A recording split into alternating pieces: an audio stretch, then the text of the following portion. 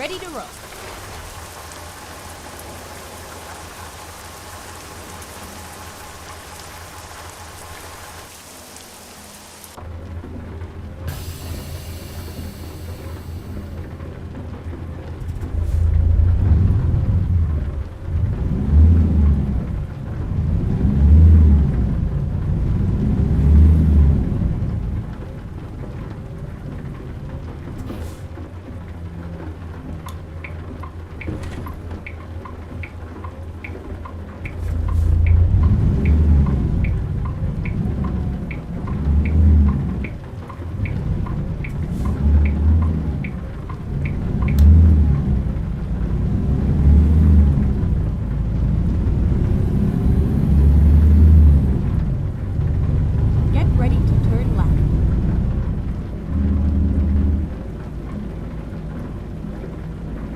Turn left.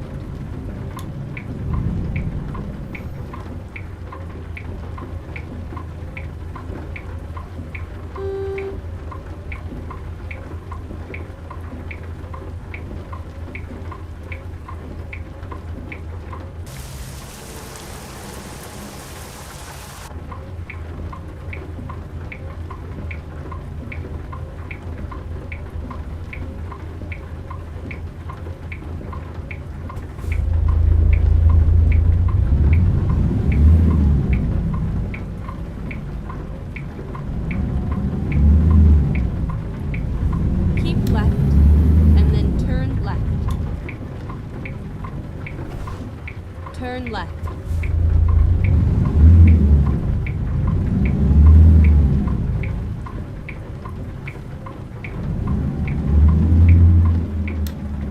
This is where it ends.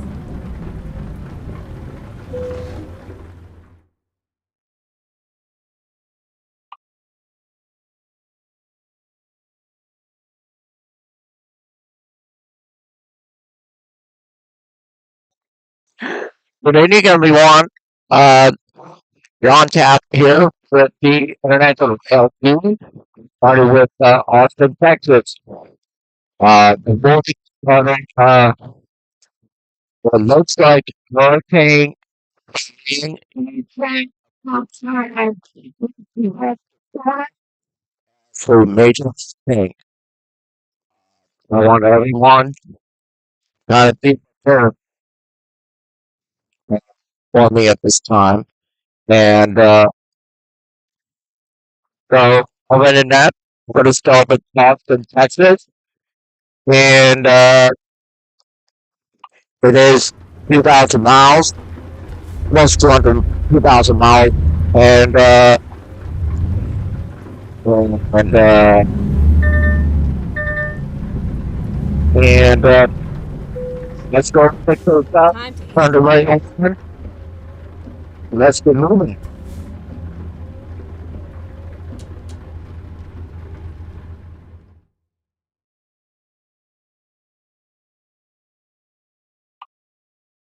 This programming is sponsored by the Near Northwest Management District. With new commercial construction, more than 350 acres of green space, parks, and sports complex. More information at nnmd.org.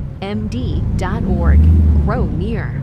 Said high list prices are a starting point for negotiations with the PBMs. Novo Nordisk doesn't get the sticker prices.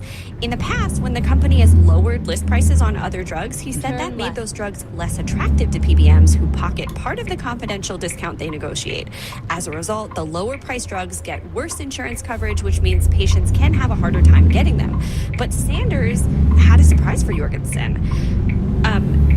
He had written commitments from the major PBMs that if Novo Nordisk lowered the list prices of Ozempic and Wegovy, they would not limit access to them. He then asked Jorgensen to commit to lowering the prices, and Jorgensen didn't say yes. He said the PBM promise was news to him. Here's their next exchange.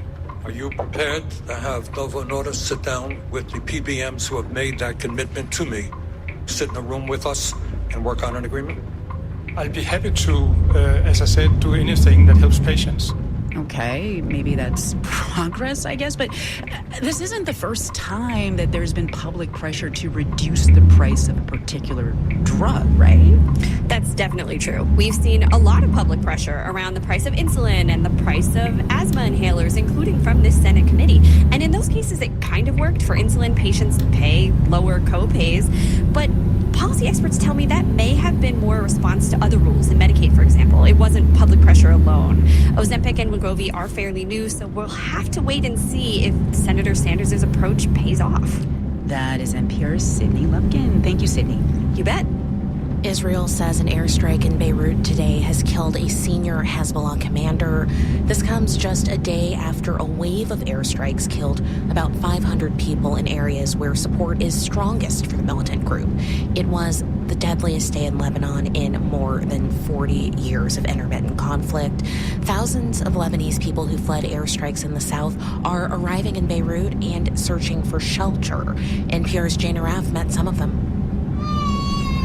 It was supposed to be the first day of school in Beirut, but at the El Amli school, instead of lessons, there are displaced families sitting outside and laundry hanging out the classroom windows. The Lebanese government ordered all schools closed after Monday's devastating airstrikes and asked some of them to host the displaced. The adults sit in plastic chairs, still trying to absorb the shock of the airstrikes, thinking of the homes many of them lost in an instant. Abu Ali has his arm bandaged after being hit by shrapnel a month ago. His wife, Ali, bundled 10 people into their car and joined the thousands of people fleeing the south. Neither want to give their full names because they're worried about security. Their 12-year-old daughter hasn't spoken much since then, and she isn't sleeping. They destroyed our neighborhood, she says quietly. She says she's okay. Then she hides her face in her mother's shoulder and starts to cry. Her baby brother cries too. Ali says 18 houses in their neighborhood were demolished in the airstrikes. But they're among the lucky ones. More than 500 people were killed in the attacks Monday. Hezbollah fighters, Israel says it was targeting, but also civilians, children, women, entire families in some places. The couple says they had a nice life in the south of Lebanon, a simple life. I plant everything around the house and raise a few sheep, says Ali.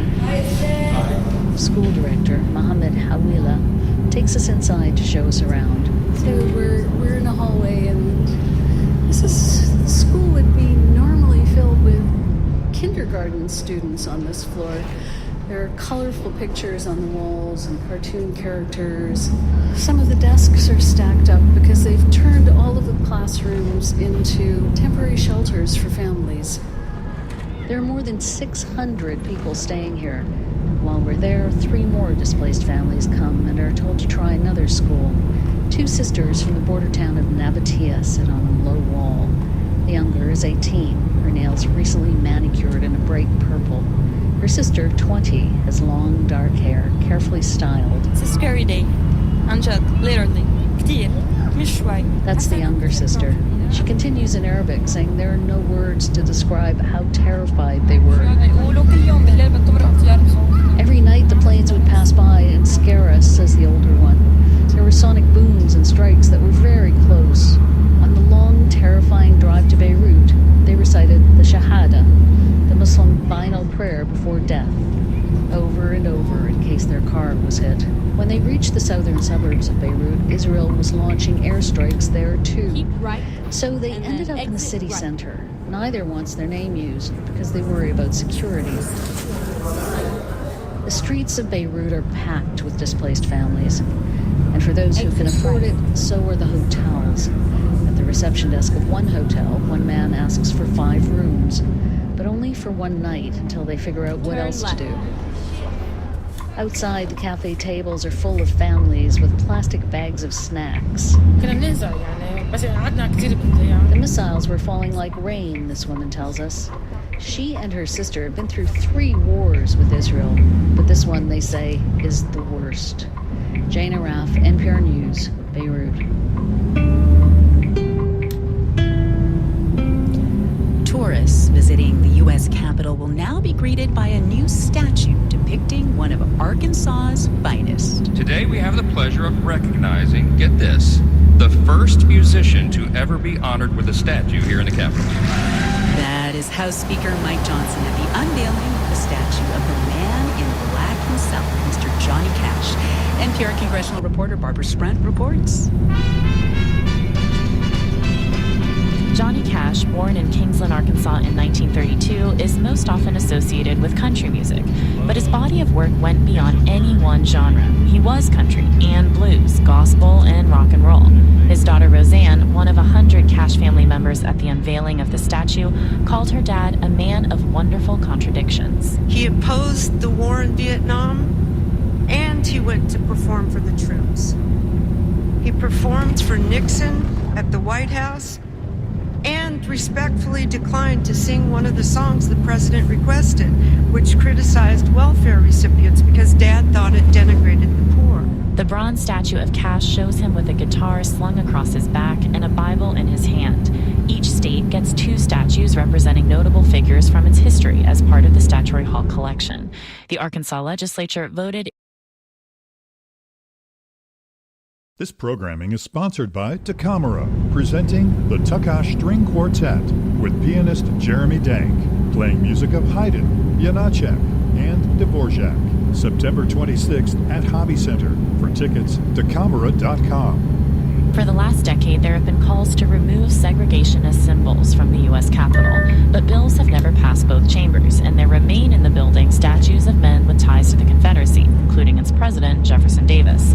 Hutchinson said he wanted to showcase a modern representation of Arkansas in the halls of the Capitol. Whenever you look at who tells the story of Arkansas's progress, one should be in the civil rights era, and that's Daisy Bates, who's an icon that guided the Little Rock Nine and the desegregation of Central High School. What an incredible story of courage. And of course, the other one is Johnny Cash. Mark Stilper, a Cash historian who was friends with the artist for 20 years, said Cash wasn't chosen because of his musical accolades, but because of what he stood for. He was an early pioneer in singing about the injustices done to the Native Americans in this country. He sang at prisons. He got up there and he sang of the poor and the beaten down, living in the hopeless, hungry side of town. Hungry side of town. He said Cash was a titanic figure, one that spoke to the conscience of American society, and now a figure that's memorialized in the Capitol for all who pass through. Barbara Sprent, NPR News, the Capitol. For those who've never read. At 6:18, you're listening to All Things Considered on your NPR station, News 87. 87 Fahrenheit, 31 Celsius right now here at the UH campus. I'm David Pittman, and on the westbound side of I-10 heading in Baytown East Freeway, we still have that wreck before Thompson. Taking up the left and center lanes, you're going to be solid from Garth, and you'll be in for about a 10 to 15 minute delay. Job interviews used to focus more on actual skills. Today, it's more about soft skills. Someone's ability to be able to adapt, change, and learn, and invest in themselves is becoming extremely crucial. I'm Kai Rizdal teaching those soft skills next time on Marketplace. And we'll have that for you in 11 minutes, followed by the Daily at 7 o'clock. It's one thing to love public radio, but it's a special thing to support it. Consider this. If you've got a car you don't need anymore, or you've got one that's simply too expensive to repair, arrange to donate it to Houston Public Media. We take any kind of vehicle in any condition. It's easy for you, pickup is free, and it could be worth hundreds of dollars in support. Visit HoustonPublicMedia.org/cars to learn more. And thanks. Support comes from Pearland, Texas, a community supporting innovation in business, science, healthcare, energy, and inspiring their citizens. More on innovation and inspiration at pearlandedc.com/innovation. Pearland, innovation lives here. Support comes from Houston Christian University, offering degree programs with courses led by experienced faculty, designed to allow students to reach their goals and find their calling. Learn more about their community of learners at hc.edu. Tonight on Houston Public Media TV 8, Frontline presents The Choice 2024, investigating the lives and characters of Kamala Harris and Donald Trump as they seek the presidency. Tonight at 7 on TV8 or stream on the PBS app.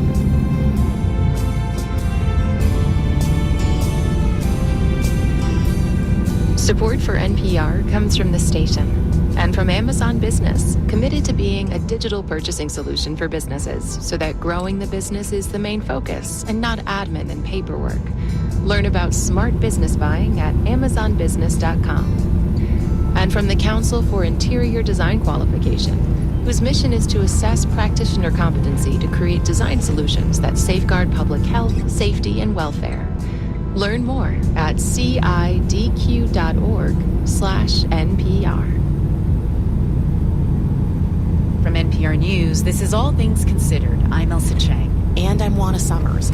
The state of Nebraska has 5 electoral votes for president, but there's a catch. Their election laws are written in such a way that those 5 votes can be split. And as a result, in a couple of recent elections, the Democratic nominee has picked up 1 electoral vote from the reliably red state. This year, the presidential election is likely to be close, meaning a single electoral vote could matter, and that reignited calls from Nebraska Republicans to change the system. In a last-minute effort, state lawmakers tried to change the law so that Nebraska would award all 5 electoral votes to 1 candidate. But today, the governor said he has no plans to call a special session to consider this change, and in his statement, he cited the position of 1 lawmaker, Republican State Senator Michael McDonnell. And Senator McDonnell is with us now. Welcome to All Things Considered. Thanks for having me on the show. Let's just start off with the basics. If you could just briefly tell us why you did not agree to change how the state of Nebraska allocates its electoral college votes. And I should just point out, this was a change that was backed by your fellow Republicans. I was elected in 2016, and I said I was opposed to winner take all. I wanted to leave the system the way it was since 1991, where you have to come in and work for that electoral vote. Now, we've talked about this again since I was elected and started serving in 17, where if you want to make a change, in my opinion, then do a midterm and have the people of Nebraska vote on it if they want to get rid of our current system and go to winner take all. Now, I think if you look over the years, in 2016, President Trump won, and in 2020, President Biden won 1, and President Trump won 4. I just think you have to look at that as a way of, I think, a great part of democracy to say, no, come in and talk to us. Sometimes there will be a Republican, sometimes it'll be a Democrat, but the idea that we're open to talking to people and voting and looking at the issues. This change would have only affected the electoral vote for the congressional district that includes Omaha and its suburbs. As you correctly point out, it switched hands. Democrats have won this district in the recent past. To what degree is your decision here reflective of the constituency of the district that you represent? So at this point, it's a fairness issue. As I talked earlier about the midterm, if the people want to put it on the ballot in the midterm and have the people of Nebraska vote on it and make a change, well, that's a 2-year runway for anyone interested in running for president. They know the rules. But just to try to go through this process, and who knows, here we are 42 days to try to make a change, but it'd be like calling a timeout with 2 minutes left and say, well, I'd like to change the value of the field goal from 3 points to 4 points. And that's just not fair. This issue attracted attention from many high-profile politicians, many Republicans, including former President Trump. He has, since you announced your decision, expressed his disagreement with you on Truth Social. He said in part that this was a decision you made for no reason whatsoever. He called you just another grandstander. I'm curious for your response to that, but also, what has the reaction been like there in Nebraska? If you're pleasing everyone, you're lying to someone, and I've kept my word, for 8 years in the unicameral, and again, we're different that way. We have a one-house system, and I'm proud of that. So we are different here, and when I say that, I think we're doing it in a better way. I wish all 435 congressional districts, I think they should follow us and Maine. You've said that this is about fairness, and I hear that. In this year's presidential election, both of the leading campaigns, they see scenarios in which a single electoral vote, like the one that you and I are discussing, could be decisive. To what degree was that in your mind? Did that weigh at all on your decision here, knowing the gravity that the candidates here see?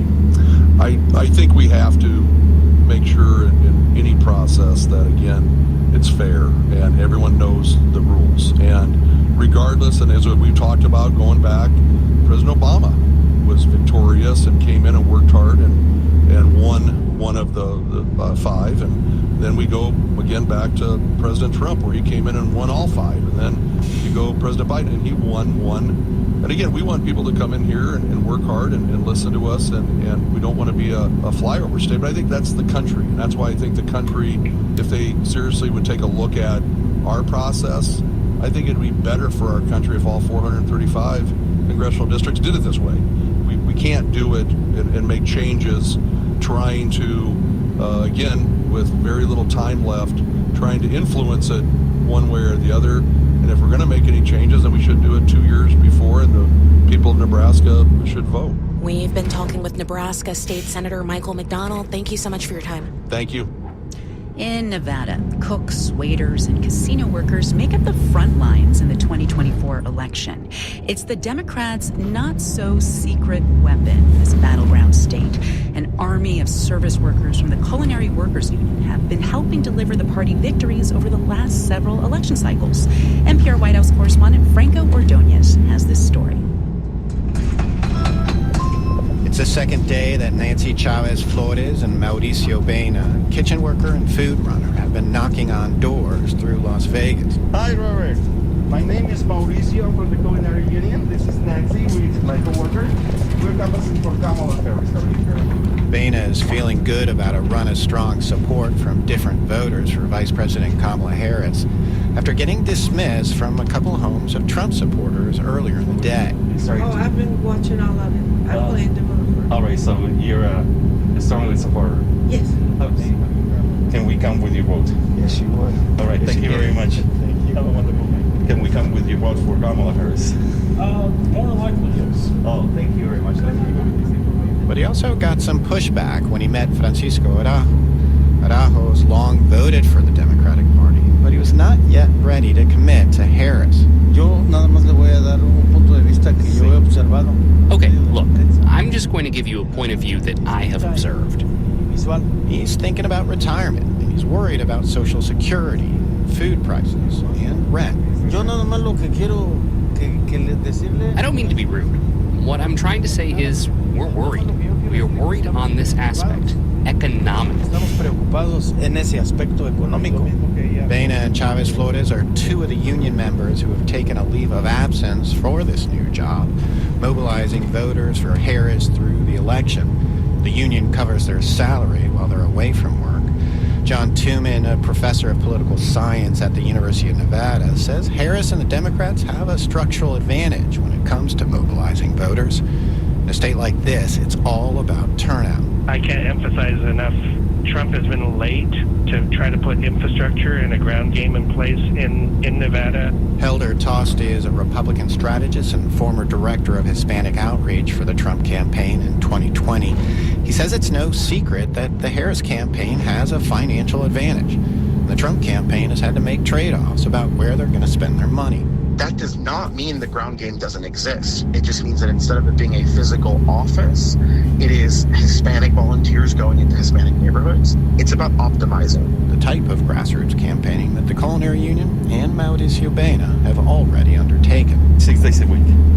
We really want her to win. Franco Ordonez, NPR News, Las Vegas. And in Houston, it's coming up on 6:29. You've been listening to All Things Considered on your NPR station, News 88.7. Marketplace is 1 minute away. Support comes from Comcast Business, partnering with companies to help keep their business moving by offering a network of cybersecurity solutions and round-the-clock support. Powering possibilities. Restrictions apply. ComcastBusiness.com.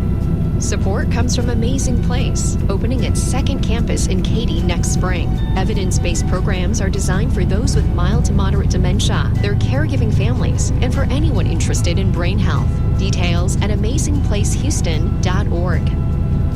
Support comes from the Houston Symphony, opening its new season with Dvorak's New World Symphony, October 4th through 6th. Also coming soon, pianist Daniil Trifonov, violinist James Ennis, Beethoven's Ninth Symphony, and more. Tickets at Houston HoustonSymphony.org. Baytown East Freeway, still the center of our problems. The newer one heading out eastbound I-10 at John Ralston, a couple of left lanes blocked there. And we still have the one heading in westbound I-10 before Thompson, left and center lanes taken up. You're in for about a 10 to 15 minute delay from Garth. 87 degrees right now here at the UH campus at 6:30.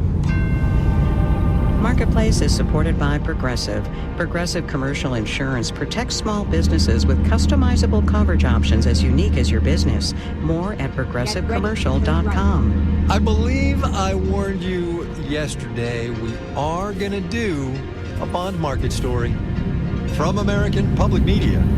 This is Marketplace.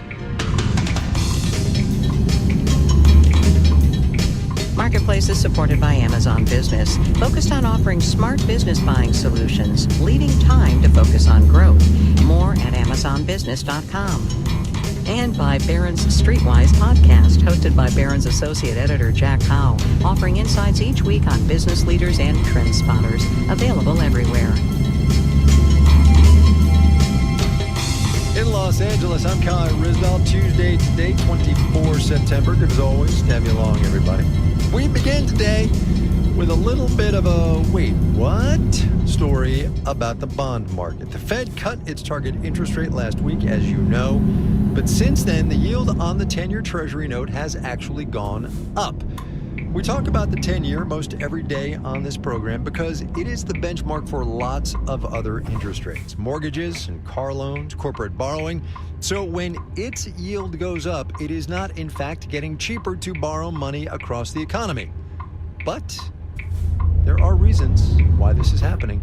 Marketplace's Matt Levin gets us going. When Bill English was secretary of the Federal Open Market Committee in the early 2010s, he and another Fed co-worker had a kind of ritual. As soon as the FOMC announced publicly what it was doing with interest rates, they would huddle together in front of a computer and watch the bond market. And we would have a nickel bet on which way rates were going to go, and it didn't really matter which side you had on the bet because you were surprised most of the time. Historically, it's actually pretty normal that the interest rate on 10-year Treasury bonds doesn't instantly mirror the Fed's actions, especially since Jay Powell has basically been telling investors for a few months now he was going to cut rates. A lot of it is already priced in. It's also worth remembering the Treasury bond market is a market, and specifically a market for a very safe, very boring asset. When investors feel good about the economy, demand for those safe, boring treasuries typically goes down, and that drives the interest rate up to attract more buyers. So if you think the economy is going to land softly, why put money in low-yield government debt when you can buy Nvidia stock or GameStop or something more exciting? Jamie Patton is at the investment firm TCW. The perceived risk of recession has actually gone down after the Fed cut rates a little bit more aggressively than the market was expecting. To be clear, just because the interest rate on the 10-year T-note hasn't budged much, it doesn't mean the cost of borrowing across the real economy won't still drop. Jonathan Wright is an economist at Johns Hopkins. You've already seen mortgage rates come down a little bit, but they're still very, very high. I think you will see a substantial decline in fixed-rate mortgages. Wright says that's because mortgage rates have lately tended to track the 2-year T-note, which the Fed has more influence over. I'm Matt Levin for Marketplace. On Wall Street today, more record highs. We will have the details and the yield on the 10-year when we do the numbers.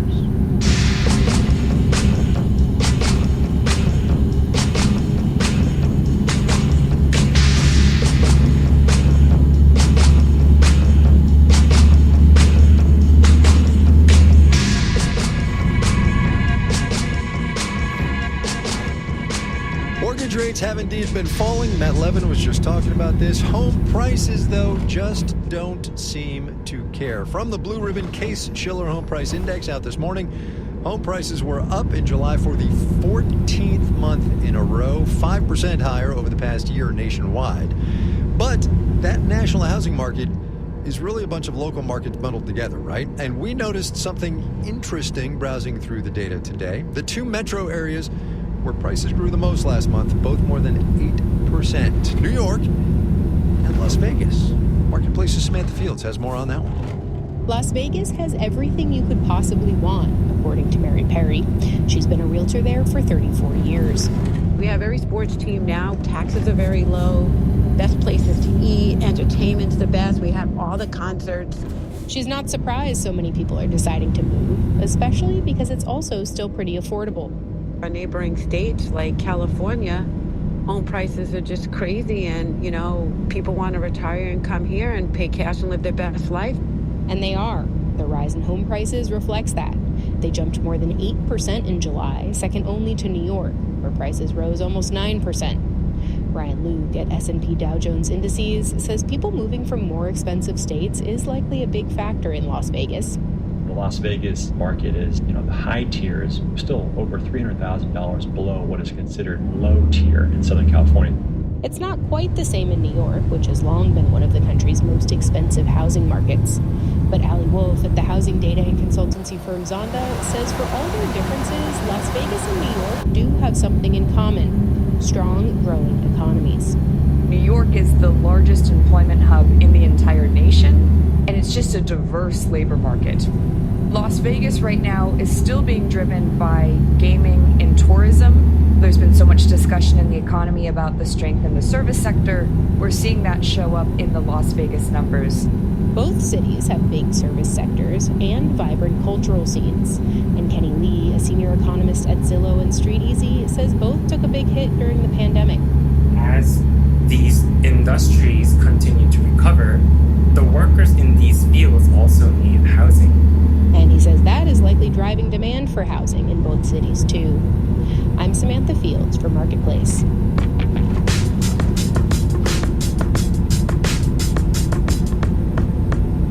With that first Fed interest rate cut in the rearview mirror and more one assumes to come, actually, to talk about how the Fed thinks about how it thinks about interest rates.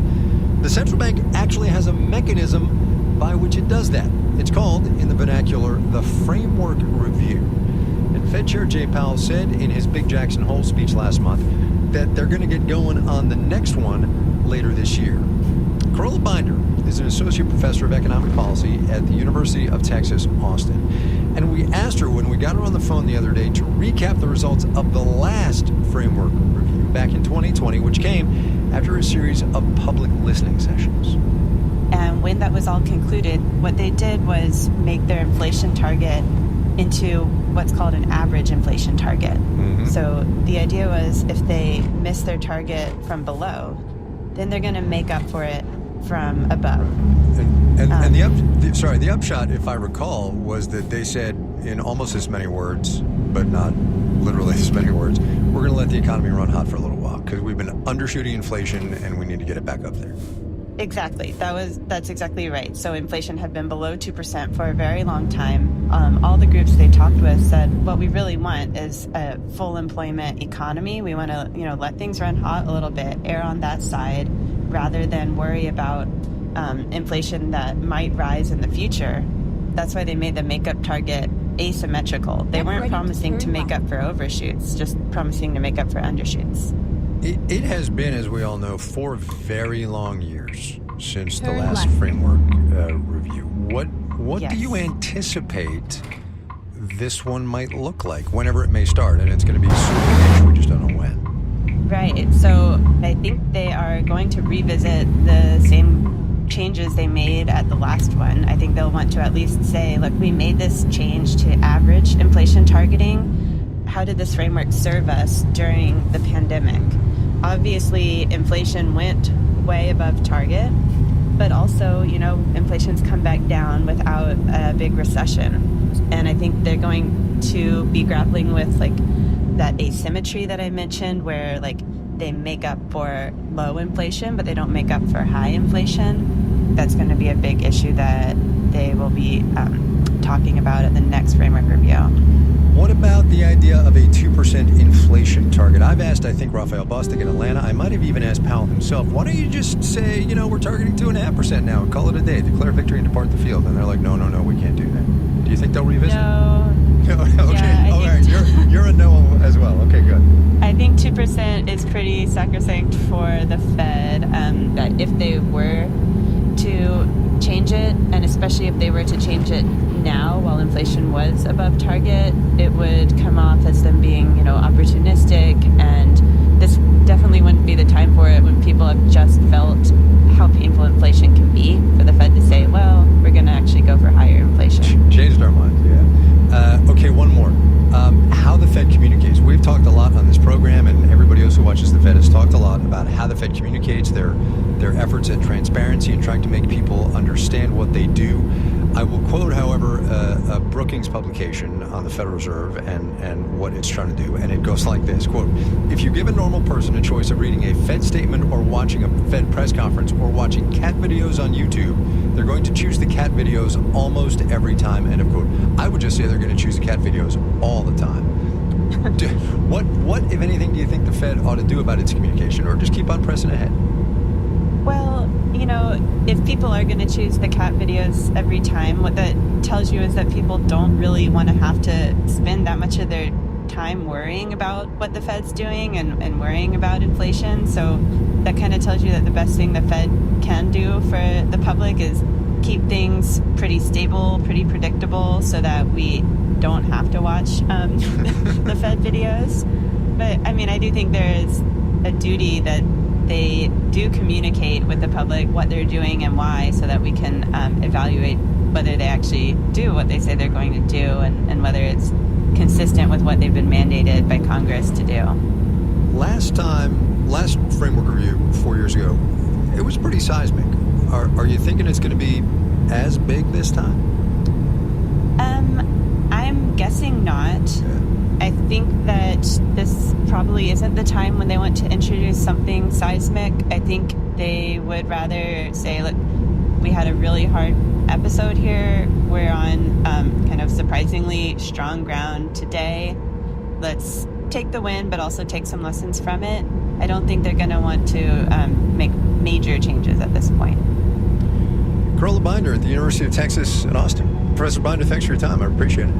Thank you.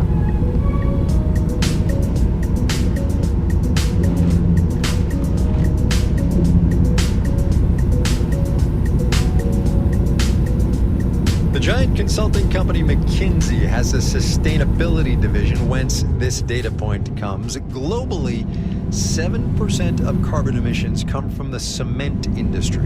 Go straight up. Obviously, there is no small amount of interest in reducing that number, including interest from Big Cement itself. And two major producers announced today they're backing a startup called Sublime Systems, which is developing cleaner cement. Not clean, but cleaner. Marketplace's Stephanie Hughes has more on that.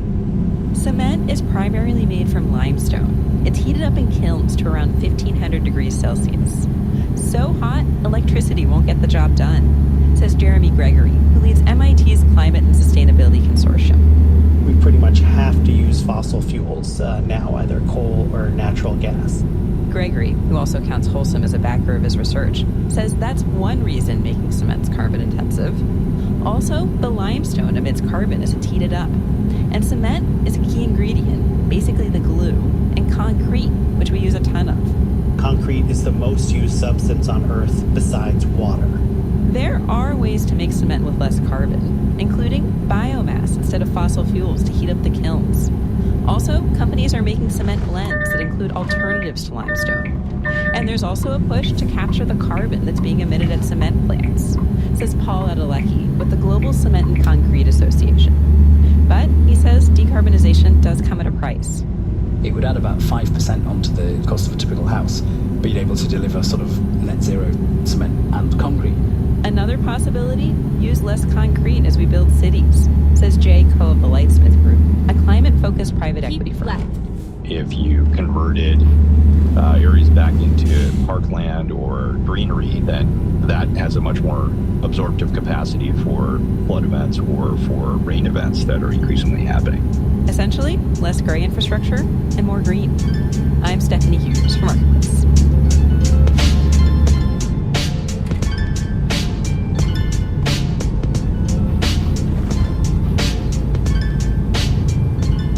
Coming up. They're waiting in line, they're holding their resume shaking, they're trying to memorize their elevator pitch. Oh, the stress of the job hunt. But first, let's do the numbers. Dow Industrial's up 83 points today, 0.2%, 42,208. The Nasdaq added 100 points, the century mark, 0.6%, 18,074. The S&P 500 ticked up 14 points, about 0.25%, 57 and 32. We heard from Stephanie Hughes about efforts to make cement manufacturing greener, so let us check in with some related companies. Building materials maker CRH, headquartered in Dublin, Ireland, dipped about 0.5%. Vulcan Materials, based in Birmingham, Alabama, sank just under 1% today. Mexico-based Cemex up 0.8%. Bond rose yield on the 10-year T-note. Prices go up, yields go down, right? 3.73%. You're listening to Marketplace. The Numbers is supported by Odoo.com, your entire business on one platform. Marketplace is supported by Clear Channel Outdoor, an out-of-home advertising company with a nationwide network of billboards, offering data-driven solutions that help businesses big and small reach their consumers with accuracy, impact, and scale. Billboardsforbusiness.com. And by the Peter G. Peterson Foundation, a nonpartisan organization dedicated to raising awareness and accelerating action on America's fiscal challenges to build a brighter economic future for the next generation. Learn more at pgpf.org. At 6:46, you're listening to News 88.7. Support comes from Carr, Riggs & Ingram, CPAs and Advisors, a top 25 nationally ranked full-service accounting and advisory firm offering tax, audit, accounting, consulting, and advisory services. Learn more at cricpa.com.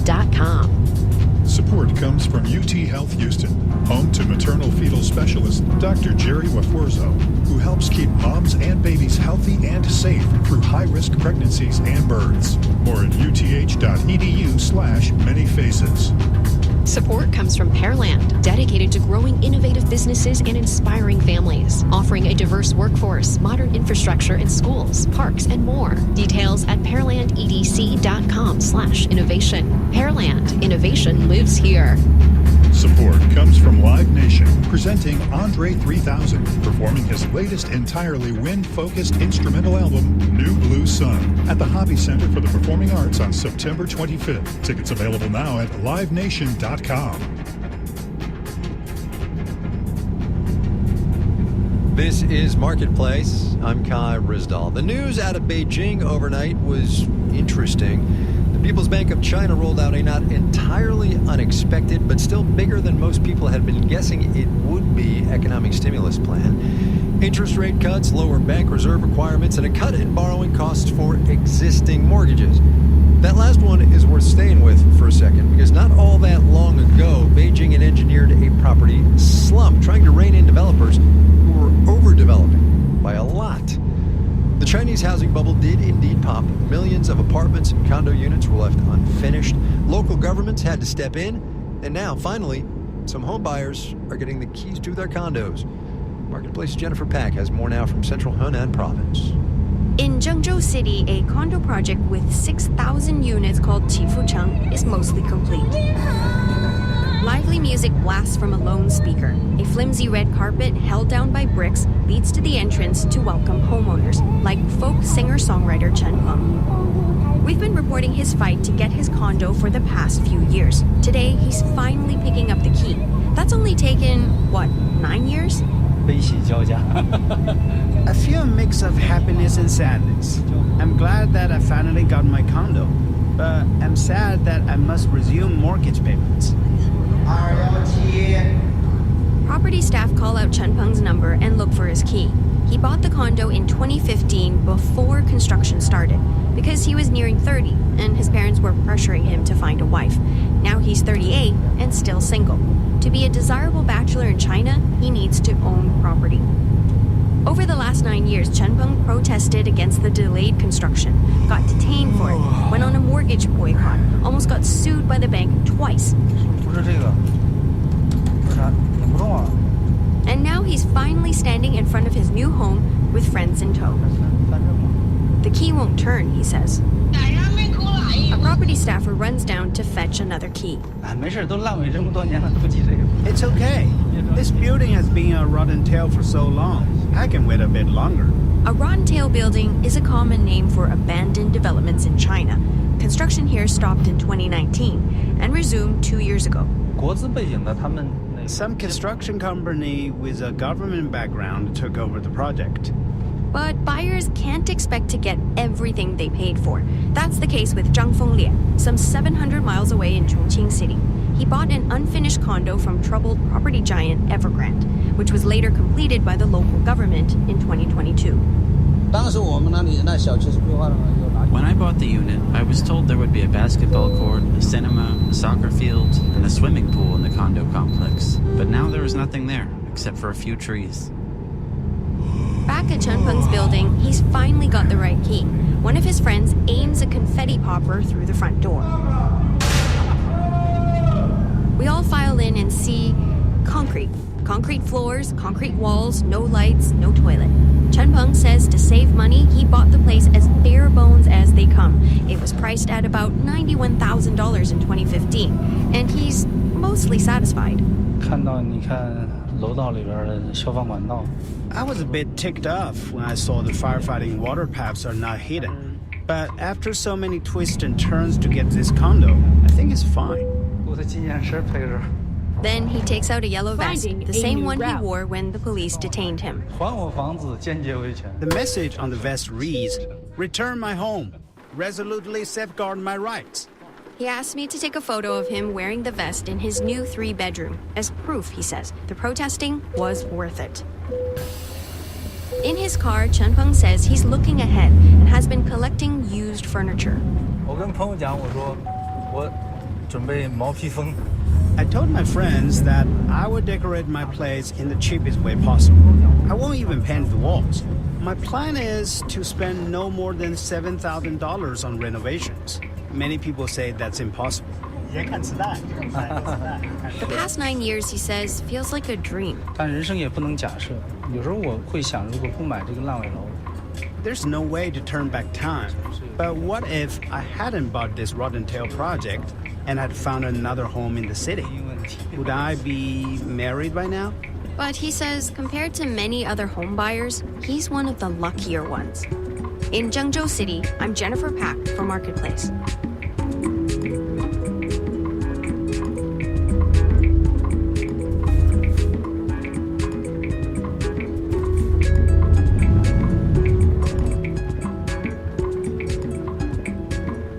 Let's start this next item with a stipulation.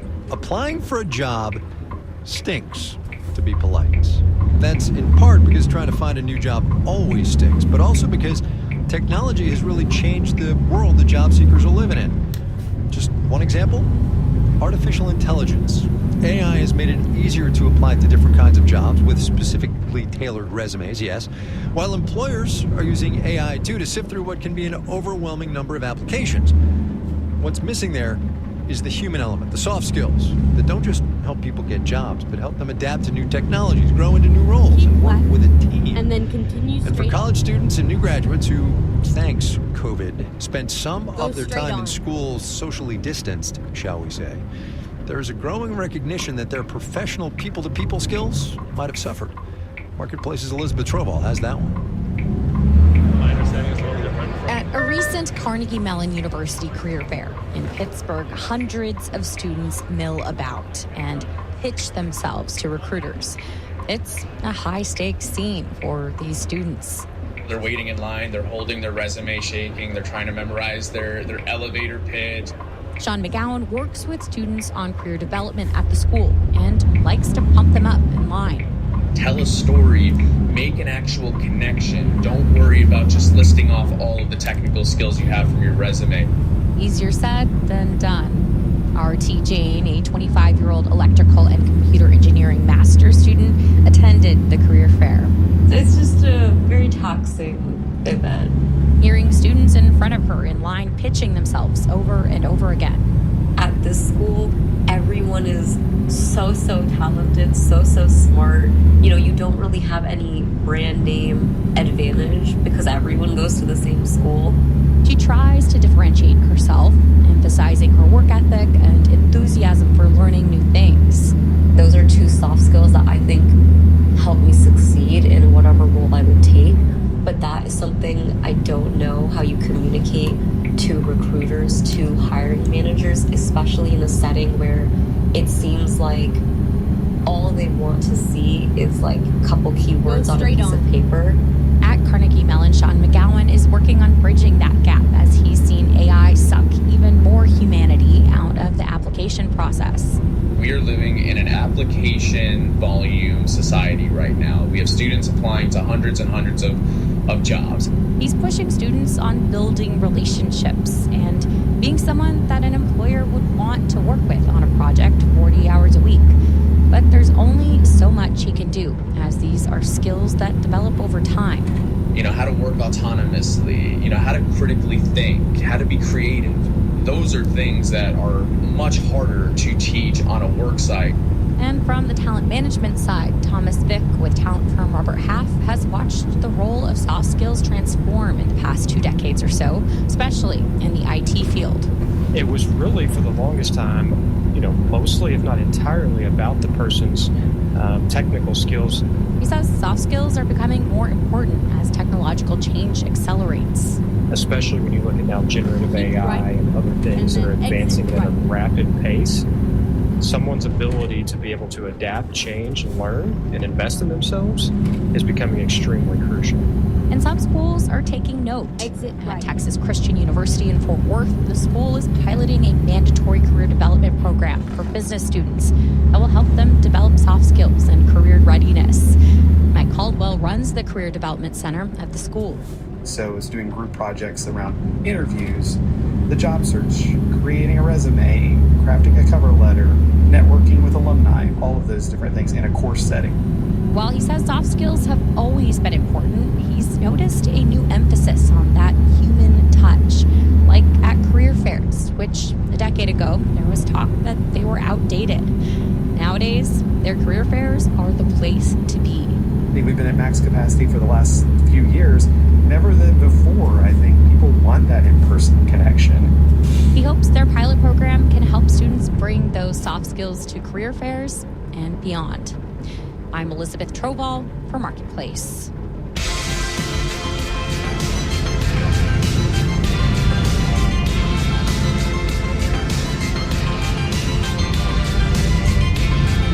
Marketplace is supported by WordPress VIP.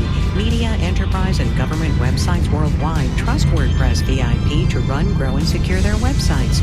Learn more at WordPressVIP.com. And by Betterment, an automated investing platform that helps make it easy to invest. Learn more at Betterment.com. Investing involves risk. And by BlueConic. It's not how much customer data an organization collects, it's how much customer understanding that data yields. BlueConic.com. Data for doers. This final note on the way out today, one last dip into the interest rate grab bag for a while. We talked last week about exactly how the Fed was going to get its key interest rate, the federal funds rate, down 0.5 percentage point. Open market operations is the shorthand. Matt Levin talked about it today. Justin Ho did the story for us a week ago. And I guessed that the central bank would probably get the federal funds rate from 5.33% down to, 4.9% or so. As of today, this data courtesy of Bloomberg, 4.81% on the federal funds rate, almost exactly 0.5 percentage point. Sometimes the economy actually does work the way it's supposed to. Our digital and on-demand team includes Carrie Barber, Jordan Manji, Dylan Miettinen, Janet Wynn, Olga Oxman, Ellen Rolfus, Virginia K. Smith, and Tony Wagner. Francesca Levy is the Executive Director of Digital and On-Demand. And I'm Kai Risdall. We will see you tomorrow, everybody.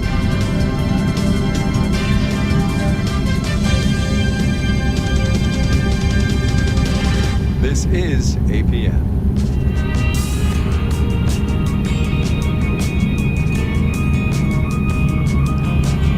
We're a minute away from 7 on a Tuesday afternoon on your NPR station, News Hitting 7. One last look at the drive home finds a wreck on the South Loop 610 westbound direction at 288. It's taking up the left lane, and part of it's also on the right shoulder. Support comes from Comcast Business. From Main Street to Wall Street, Comcast Business provides business solutions ranging from cybersecurity solutions to round-the-clock partnership, powering possibilities. Restrictions apply. We're 15, that's 15 minutes away from sunset. About a 30% chance of showers overnight, low around 75. Tomorrow's sunrise at 7:12. And around a 40 to 50% chance of afternoon showers and storms, mostly sunny otherwise with a high near 89. 89, by the way, is the average high for this time of year. Currently, it's 87 here at the UH campus, and this is your NPR station, KUHF Houston News 88.7, a service of the University of Houston. I'm David Pittman. Thank you for letting us be a part of your life this afternoon. We'll do it all over again tomorrow afternoon at 2 and 7 o'clock.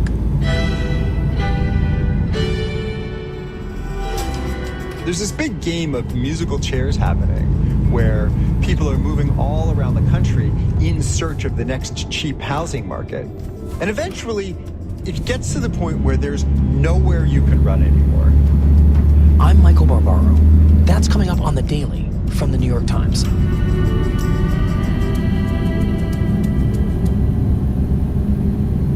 The Daily is supported by Progressive Insurance. On the road and at home, customers can simplify their insurance needs and protect what's important by bundling home and auto with Progressive Insurance. Learn more about Progressive and bundling at progressive.com. And by Baird, employee-owned and independent. Baird offers global financial advice focused solely on clients' needs. More information at bairddifference.com. And by American Public Media. Live from NPR News in Washington, I'm Jack Speer. Attorney General Merrick Garland is defending the Justice Department's handling of the investigation into the second alleged assassination attempt against Donald Trump. It comes after the former president accused federal agencies of mishandling the probe. More from NPR's Ryan Lucas. Garland says the attempted assassination in Florida was a heinous act and reiterated that the Justice Department will spare no resource in its investigation. Our prosecutors and agents have been working around the clock to discover the necessary evidence and to ensure accountability. On Monday, former President Trump criticized federal law enforcement and complained that the initial charges against the suspect, both gun charges, were, quote, a slap on the wrist. In his remarks, Garland reiterated what prosecutors had previously said in court, that more charges would soon be filed. He also said that the department's top priority was ensuring accountability in the case and that candidates for office and their families are safe and protected. Ryan Lucas, NPR News, Washington. And in fact, the DOJ now says it's requesting a grand jury charge Ruth with a much more serious charge of attempted assassination against Trump. A new national survey looking at voters under 30 shows significant support for Vice President Harris in the presidential race. NPR's Helene Moore reports the same poll in the spring showed warning signs for President Biden before he dropped out of the race. Vice President Harris leads former President Donald Trump by 31 points among likely voters under 30 in a matchup that includes third-party candidates. That's all according to the latest youth poll from the Harvard Kennedy School. In their spring survey, Biden led Trump by 13 percentage points. In 2020, he won young voters by a 24-point margin. Young women are also backing Harris at much higher rates than young men.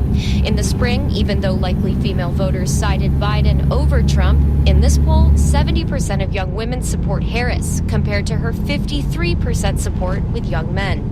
Elena Moore, NPR News, Washington. Tropical storm Helene is brewing in the Caribbean, affecting parts of Cuba and Mexico's Yucatan Peninsula as it takes aim at Florida.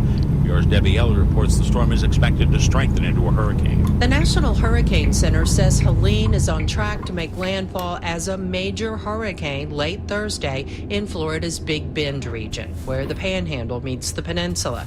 But forecasters warn the storm is a threat to nearly all of Florida's Gulf Coast. It is going to be a big storm. National Hurricane Center Deputy Director Jamie Rome. Big storms push more water. So we're going to have a significant storm surge threat along basically the entire west coast of the Florida Peninsula. A storm surge of up to 15 feet is possible in the Big Bend and up to 8 feet in the Tampa Bay area.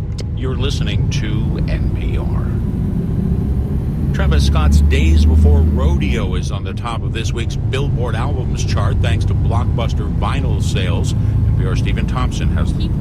3 weeks ago, there was a heated battle for Billboard's #1 spot. Sabrina Carpenter's Short and Sweet barely surpassed a 10th anniversary edition of a Travis Scott mixtape. Last days to the rodeo, last night had me down in the back, comatose, don't think so. Carpenter has held on at number 1 in the week since, while last week Travis Scott fell all the way to number 106. This week, it's a different story. The rapper's web store finally shipped the vinyl copies of the album that fans had ordered, 149,000 in all.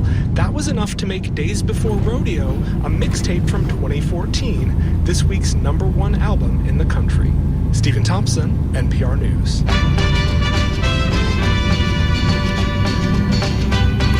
The man in black is getting his due. The late singer Johnny Cash becoming the first professional musician ever to get a statue inside the U.S. Capitol. Congressional leaders from both parties, along with members of the Cash family, were on hand today for the unveiling of the statue, which is one of 2 new statues at the U.S. Capitol. Known for his long career and vivid storytelling, Johnny Cash died in 2003 at the age of 71. Crude oil futures prices moved higher today. Oil up $1.19 a barrel, ending the session at $71.56 a barrel of the New York Mercantile Exchange. Stocks were higher on Wall Street today. I'm Jack Spear, NPR News in Washington. Support for NPR comes from NPR stations. Other contributors include C3 AI. C3 Generative AI works to enable rapid access to hallucination-free insights from enterprise systems using any LLM, helping turn the invisible into the obvious. This is Enterprise AI. From New York Times, I'm Michael Barbaro. This is The Daily.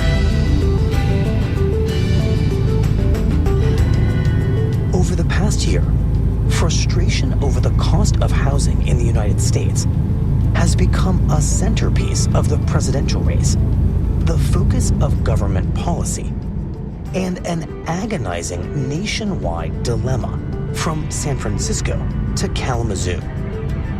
But as my colleague Connor Doherty explains, the true origin of the housing crisis is what now makes it so hard to solve.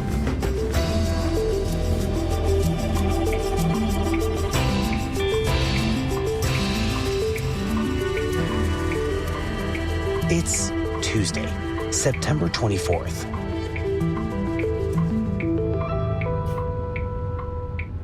So, Connor, tell us the story of what you found about how this housing crisis actually started. So, the way I like to think about it, the sort of metaphor I use, is that the housing market caught a disease. And the disease we caught is the 2008 financial crisis. Right. So you think back to that time, banks are being bailed out, stock market is falling apart. In the last 6 months, Americans have seen their investments shrink, their property values plummet, and the country edge closer towards a recession. We're hearing, all these complicated things about mortgage-backed securities and all these things we don't understand. But at the heart of all that is the housing market. Home prices keep falling and foreclosures keep soaring. All these mortgage-backed securities were going to buy and ultimately build tons of new homes all across America. Once beautiful homes, now an ugly reminder of the economic crisis facing many homeowners. Right. And it seemed in the middle of this crisis like there was suddenly a glut of housing in the United States, which is why I've never quite understood how we wound up with a shortage of housing. Right. Well, we were building a lot of housing, and probably a little bit more than necessary. But then it just all stopped. So what people don't think about as much is what this crisis did to home builders. A ton of smaller home builders just went out of business. Right. The larger home builders are laying people off, way ratcheting back how many homes they build a year. A lot of the land that they've earmarked for future home building is essentially worthless now, and they're selling it for pennies. So what in the end happens is we go from building about 2.2 million housing units a year before the crisis to 600,000. Wow. In the depths of the crisis. And if it had gone 2.2 million, 600,000, and then 2.2 million next year, wouldn't have been a problem. Right, bounce right back, right? Yes. But that's not what happened. Instead, every single year, we are hundreds of thousands, in some cases a million, units under what sort of the normal pace is. And these are units we need to build every single year to keep up with population growth, plus just kind of housing falling apart and decaying, etc. And so once builders are in this hole, it's really hard to dig out of because the whole industry has been redesigned around this kind of weakened market. They're simply no longer capable of building homes on the scale we need because they never really recovered. And so the disease we caught, the 2008 financial crisis, becomes a pre-existing condition. And it makes the housing market sick. It has left our patient weakened and in a very hobbled state, and therefore much less capable of dealing with anything else that might come its way. So there are many more people who want housing than there are housing for them, and the industry is not responding to that, is not building enough. And so each new thing that comes is just going to make the housing market more and more and more and more expensive. Got it. So let's talk about some of those things. Millennials are now the largest generational group. Starting in the 2010s, we see millennials entering the housing market in a big way. Millennials are finally moving out of mom and dad's basement. And apartment rents are just exploding because there's this huge demand to live in kind of cool urban neighborhoods with bars, that sort of thing. Vacant apartments are getting multiple offers these days. So they're bidding up apartments. It's crowded and it's getting nasty. As they start to move into home buying, they are bidding up entry-level homes.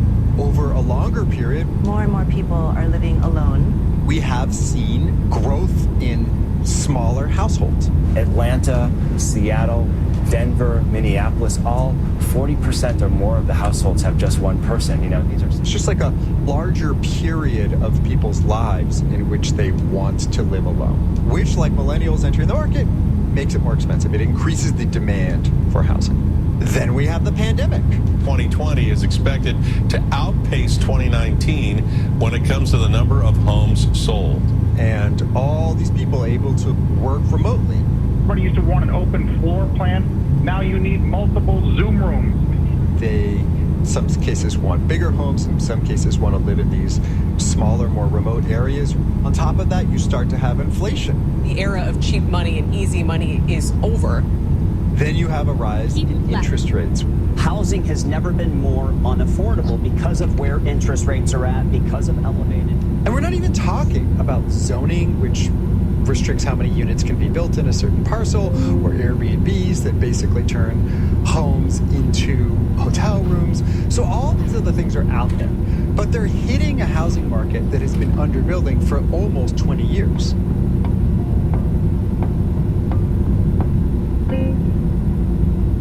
It sounds like any of these individual factors that you're ticking through here would be enough to shake any normal housing market. But what you're saying is that because the U.S. housing market is already so sick from this original pre-existing condition of the financial crisis, each one of these new factors hits it harder and harder and makes it basically impossible to recover from. Yeah, when I first started covering this, it was most obvious in places that were already expensive. But then it just spreads year by year across the country. It goes to smaller cities, even rural areas are starting to have a huge housing shortage. Each new place starts to contract the disease, to take our metaphor. And so there's this big game of musical chairs happening where people are moving all around the country in search of the next cheap housing market. And eventually, it gets to the point where there's nowhere you can run anymore.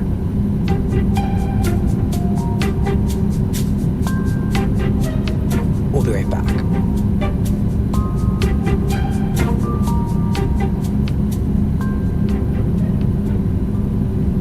The Daily is supported by Progressive. Progressive Commercial Auto Insurance protects the cars, trucks, and vans that work to keep small businesses moving forward, including protection while running errands and other tasks. More at progressivecommercial.com. And by the Wall Street Journal. From housing to healthcare, WSJ offers election coverage that could impact you. The Wall Street Journal, it's your business. Go deeper into the day's most pressing stories with New York Times journalists, trusted sources, and the people affected. The Daily from the New York Times, distributed by American Public Media. This is News 88.7. Life coming at you fast? Many times, there's not enough hours in the day to follow all of Houston's news. When you find yourself too busy to stay informed, we have 2 words for you. Hello, Houston. A daily newsletter delivered right to your inbox from Houston Public Media. Every morning, we bring you a quick recap of the previous day and a look ahead at the current day's news. Sign up today at houstonpublicmedia.org/Hello Houston. Support comes from Roku, opening season 20 with Remarkable, led by Mei Ann Chen, featuring Holt's Planets, at 2 world premieres, September 27th at Miller Outdoor Theater and the 29th at St. John the Divine. Roku.org. And support also comes from Comcast Business, partnering with companies to help keep their business moving by offering a network of cybersecurity solutions and round-the-clock support, powering possibilities. Restrictions apply. ComcastBusiness.com. Over the past year, frustration over the cost of housing in the United States has become a centerpiece of the presidential race, the focus of government policy, and an agonizing nationwide dilemma from San Francisco to Kalamazoo. But as my colleague Connor Doherty explains, the true origin of the housing crisis is what now makes it so hard to solve. So Connor, this crisis is spreading. Affordable places are now becoming rare and attractive to those with money, and in turn, they're becoming endangered. That's the state of play. That's right. And what we start seeing is cities in middle America, smaller, regular cities, places that aren't finance hubs, places that aren't tech hubs, places that have been trying to actually attract more residents and businesses for a long time. Suddenly, this precious resource they have, affordable housing, is exposed and vulnerable because everyone's discovered it. This is Kalamazoo, Michigan, a diverse city of over 70,000 neighbors. And it even comes to cities like Kalamazoo, Michigan, which is a place no one expected the housing crisis to strike. Kalamazoo has a lot of the amenities of a large town, but yet retains the small town charm. You've got affordable housing, few traffic headaches, and very friendly people. It's sort of between Detroit and Chicago, but it is absolutely not either of those places. It's a pretty blue-collar town. You know, if you make $100,000 or even less, you can have a very comfortable life there. And Kalamazoo is getting some great attention. It was ranked the coolest place to live with the lowest cost of living in the entire country. How about that? Go Kalamazoo. Yeah, quite the honor. It's a place where money goes a lot further, and so it's much more comfortable to be a middle-income family there. You can have a bigger house. You can do more things. A lot of the people there think of that affordability as almost like a condition of the place. It's like winter. It's something that Kalamazoo has. Right, fact of life. Yeah, it's a fact of life. Until everything we're talking about comes to Kalamazoo. And Connor, I'm familiar with what the housing shortage and its impact look like in coastal cities, because I live in one of them. But what does it look like when all of this arrives at the doorstep of a place like Kalamazoo? Well, I mean, the most obvious first thing you see is prices exploding. Home prices go up about 40% since the pandemic. Rents go up about 50%. Wow. So all of a sudden, anybody looking for housing finds that it's way more expensive. And of course, at first, that affects people with the least money. They've got the least room in their budget. So you start to see homelessness or people living out of hotels, that sort of thing. But it moves up the income ladder because the shortage gets worse and worse and worse, and the competition gets more and more fierce. And people who were having no problem affording housing are all of a sudden getting overwhelmed by this problem. You know, the census just put out a report that said about half of all renters are cost burdened right now, which means they spend more than a third of their income on rent. And a good amount of that group spends more than half. So there are people all over this country now who they basically work to survive. They work to pay for rent. They work to pay for housing. And I think what people need to realize is that at a moment when people are really mad about inflation, when the presidential campaign is all about how can we reduce prices on middle-class Americans, yeah, grocery bills are up and the cost of milk and cheese and bacon and all these things are up. But really at the heart of that inflation pain is the cost of housing.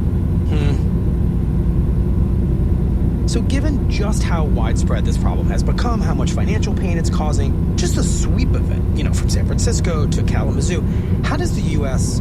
really start to pull itself out of the situation? How does it treat this sick patient? What feels very clear to me here is that any kind of a half measure isn't going to cut it. For example, lowering the interest rate, as the Federal Reserve did a few days ago, something anxiously awaited by anyone trying to buy a house. That seems like a nice thing to do, but it's not going to solve our housing shortage. No, absolutely it will not. And it could even make things worse because things like lowering the interest rates might increase the demand, but they don't really increase the supply. Go straight on. Right, so it would seem like the answer has to require us to go back to that original problem and basically just go on a massive building spree. And how do you even start to undertake that? Yes, so you hit the nail on the head, which is, I guess, a good building metaphor, right? So we need a building boom.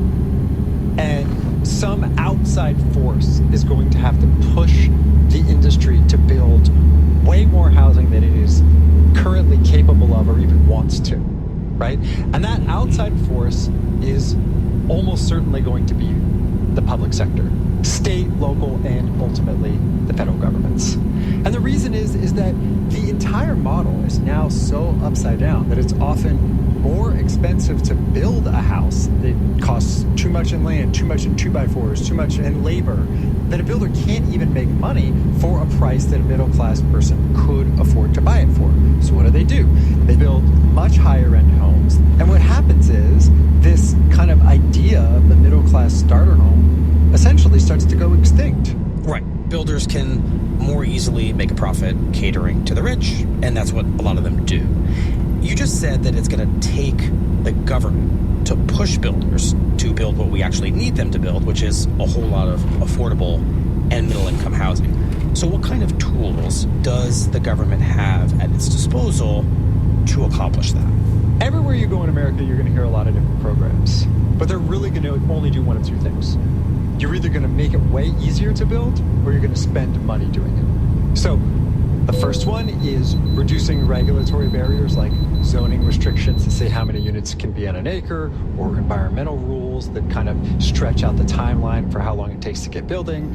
And that makes building easier, faster, and less expensive. The second thing you could do is put money into it. The government could build the housing on its own in some cases, find a new or route. it can just give subsidies in the form of tax breaks or even direct subsidies to developers who typically then are asked to make the housing more affordable in some way. And I actually saw a really interesting version of that in Kalamazoo. People in the county recently voted to create a housing fund that allows them to subsidize all kinds of different housing projects, everything from basically homeless shelters to middle-class housing. They even raised the level of what income is eligible now for subsidized housing. In Kalamazoo, it used to be that you had to have a household income of under $80,000. Now you can make all the way up to about $120,000 a year to qualify for housing aid or subsidized housing. It's gone from something we think of as traditionally being aimed at lower income families and households to basically most people can qualify for housing subsidies. But what you're describing so far feels mostly like useful, but ultimately local and scattershot efforts here. And so some communities are going to get their act together, come up with these subsidies, others perhaps are not. So in your mind, how long is it going to take for the United States to solve this problem? And how optimistic are you that the U.S. is going to get its act together and actually figure this out? Tough question. we began this conversation by saying it took us almost 20 years to get here, right? So it's kind of foolhardy to think you're going to get out of it right away. I don't know that it'll take us another 20 to get out of it, but you need to have many years, probably 10 years of sustained, focused effort. But look, we've done this before. After World War II ended, there was a massive building boom. Single-family housing starts in this country went from about 100,000 in 1944 to about 1.7 million just 6 years later. So this can be done. I'm not saying it's going to happen exactly like that this time. It's just worth noting that when you put your focus on an issue, really, really, really big things can happen. But then again, we are not the United States of 1950 anymore. There is no political consensus on almost anything.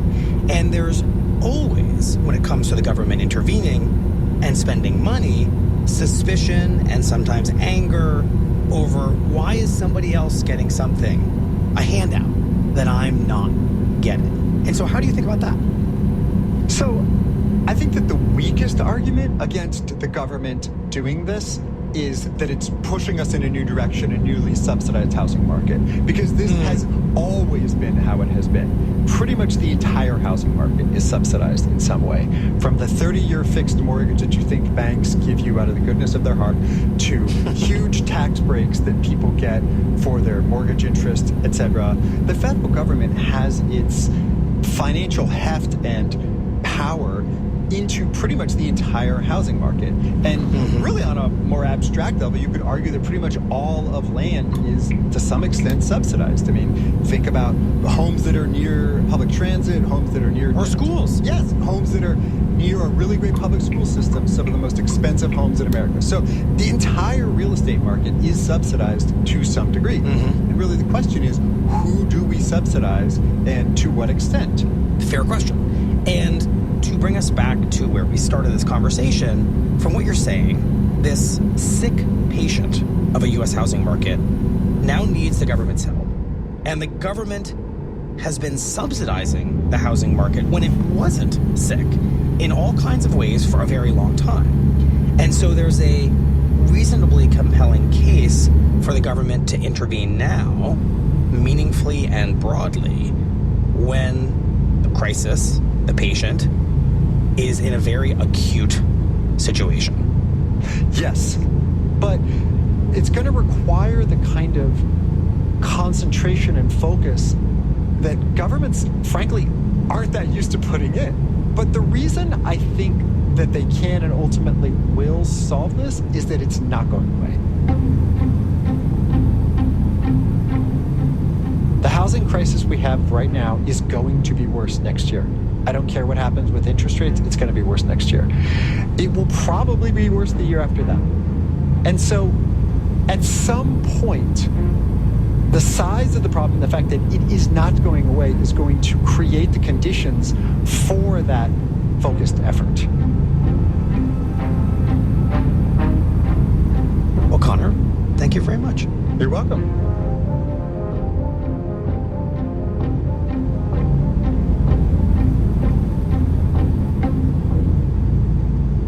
The Daily is supported by BetterHelp, committed to supporting mental health through therapy. Clients are matched with one of 35,000 therapists and can communicate via video, chat, or phone at betterhelp.com/public. And by JLL, committed to finding smarter ways to tackle business goals with commercial real estate solutions, from sustainability to discovering workspaces. JLL.com. JLL, see a brighter way. And by American Public Media. The Daily is powered by the journalism of the New York Times and is distributed by APM, American Public Media. You can go deeper into the stories you hear on The Daily at nytimes.com/The Daily. That's it for The Daily. I'm Michael Lombardo. See you tomorrow. I'm Lisa Mullins. Hello, Fiona Ritchie. Very glad to be with you. Once again, it's the Thistle and Shamrock, and you are very welcome. The longtime host of a popular public radio show about Celtic music, Fiona Ritchie talks about the end of the Thistle and Shamrock next time on Here and Now.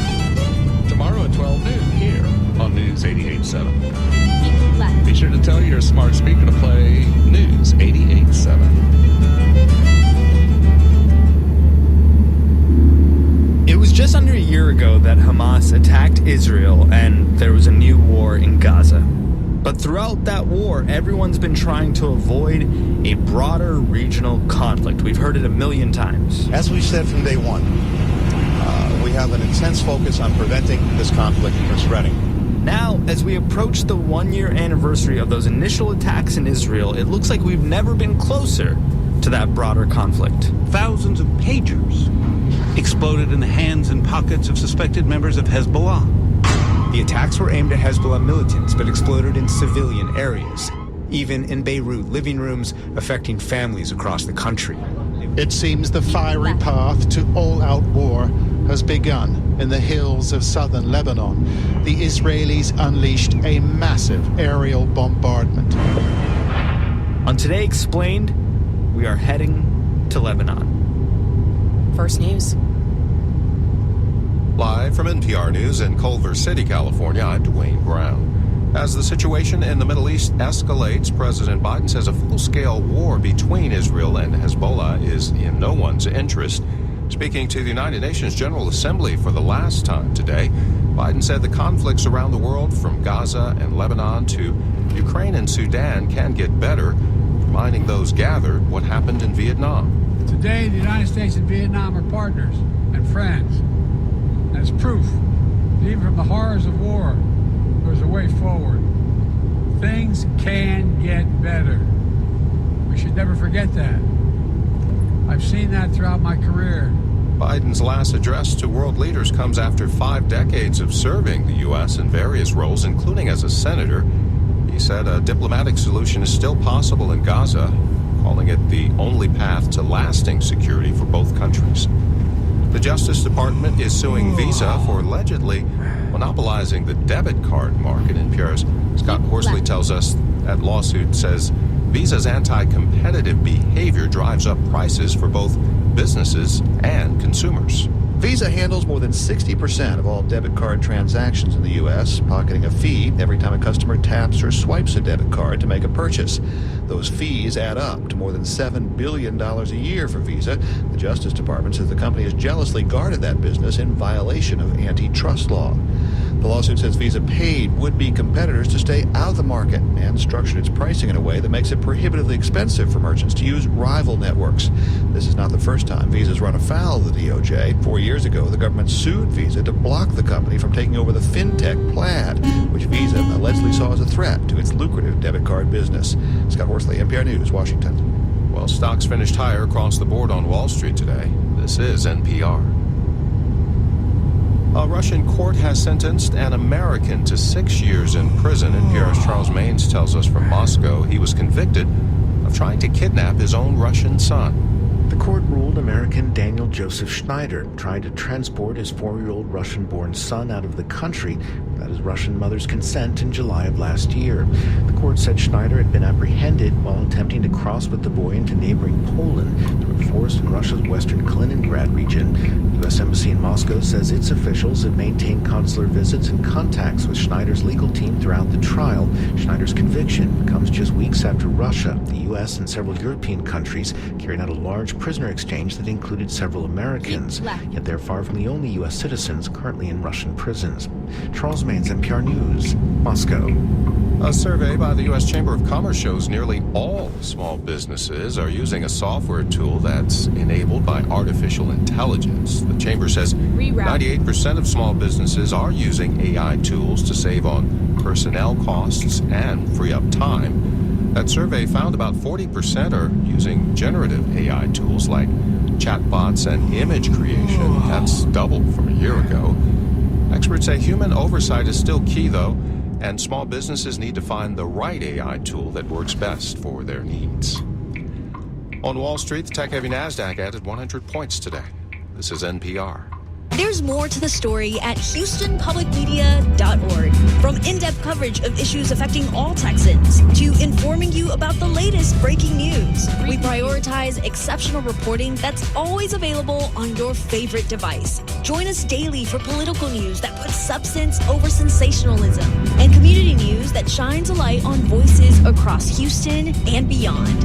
Anytime, anywhere, there's always more to the story at HoustonPublicMedia.org. This week in This American Life, ever since she was 11, Maj wanted one thing: study abroad in America. Judged from all these older kids, you have to do it. You're partying every day. You're getting 5 Domino pizza boxes every day. So, she begins school in the U.S. And then, the war starts back home.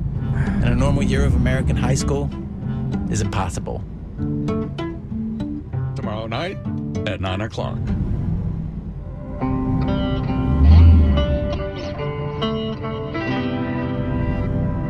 To find out what's going on in Lebanon right now, Today Explained reached out to Sarah Dadouche, a correspondent from Semaphore, because she's in Lebanon right now. Life in Beirut right now is teetering between being on pause and people trying to figure out how they can continue with their day-to-day activity. The Lebanese Health Ministry has said that at least about 550 people have lost their lives during... Israeli airstrikes battering southern and eastern Lebanon. It is the most intense Israeli bombardment of Lebanon since the 2006 war, and the deadliest. Many people in southern Lebanon have chosen to flee. These pictures show a mass exodus of cars heading to Beirut in the north. Schools are closed today, and they're going to be closed tomorrow after the attacks on Monday that killed nearly 500 people. And usually that's an indication to people as to whether they should stay at home or not. But there's this sense that this is going to be a long-winded, slow war. And so I think the general sense in Beirut is, to what extent do we continue living our day-to-day life while anticipating that at any moment where we are could be struck. Now, starting this morning, the IDF has warned you to get out of harm's way. I urge you, take this warning seriously. Don't let Hezbollah endanger your lives and the lives of your loved ones. Don't let Hezbollah endanger Lebanon. Please, get out of harm's way now. It's interesting you say this. There's a sense that this is going to be a long-winded, slow war, because it feels like a lot of the conversation around what's happening in Lebanon right now is about whether this is a war. But are you saying that people there have already accepted that they're in a war? I think it depends on who you talk to, but objectively speaking, I think if we step back, Lebanon has been at war with Israel in this new stage of war. Since October 8th, I mean, we have an armed group here. Hezbollah is a paramilitary that is also a political party, and this actor has been striking Israel nearly daily since October 8th. The numbers of casualties, a lot of them have been combatants, but a lot of those combatants have been killed in their homes or in their villages, and while not on active duty. But by pure numbers and by pure attacks, Israel and Hezbollah have been at war. I think a big part of the reason why people kept saying when the war comes is because there's this kind of disconnect, this purposeful disconnect that has happened between the south and the Be'a Valley and the rest of the country, because the war was contained in those areas with the occasional strikes on the outskirts of Beirut. But the war has definitely, been here. Can you tell us how it's escalated in the past week? So last Tuesday, thousands of pagers exploded around Lebanon. There was 12 people that were killed. 2 were children and 4 were medical workers. So at least half of the people killed were civilians, and thousands were injured. Turn left. The pagers that were, held by Hezbollah members and operatives exploded in not just, in underground tunnels and in meeting rooms, but in offices in Beirut, in supermarkets, just wherever the person, who was holding the pager was at the time. And since that happened, the next day we saw walkie-talkies that exploded. Thousands mourned at a Hezbollah funeral.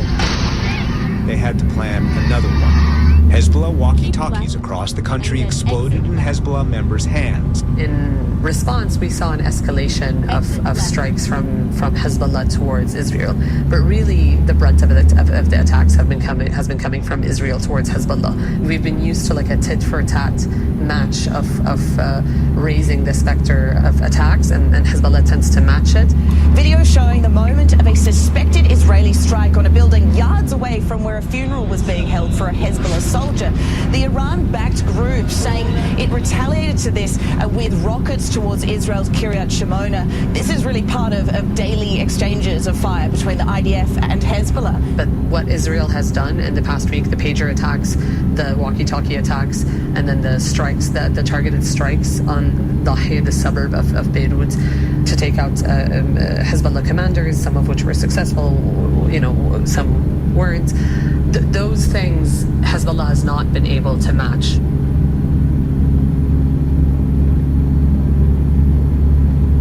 The pager thing was shocking to essentially everyone around the world because it felt like something we had just never seen before. How did they do it? What do we know at this point? So when it comes to the pager stuff, Reuters is actually has had the majority of the scoops on the backstory. Basically, they found from sources that Hezbollah was still handing out its members gold Apollo branded pagers just hours before they blew up on Tuesday. Wow. That's a sign that the group was confident, even though they did a sweep of electronic equipment to identify threats. They were confident that these were safe. One member of Hezbollah received a new pager on Monday, so just a day before. That's a big infiltration into Hezbollah's capabilities. I mean, there's Western sources that said that Israel's secretive military intelligence unit 8200 was involved in the planning. And what we do know is that the batteries of the walkie-talkies were laced with a highly explosive compound, and that a few grams of explosives were hidden in the pagers, and those had gone undetected for months because when the pagers were brought in, they just went through a very generic routine sweep of equipment. I think that shows that that's a big security gap for Hezbollah, but also it shows how unaware and unprepared they were for such an attack from Israel. And the pagers have been delivered starting into 2022, so it's unclear how long these pagers have been bugged and how long they've been sleeper death agents basically. And now we've got these, I guess, more conventional airstrikes. Who or what is being targeted? The majority of them are landing in the south. There have been a few strikes in different mountainous areas, but a lot of them are falling in residential neighborhoods and in residential villages.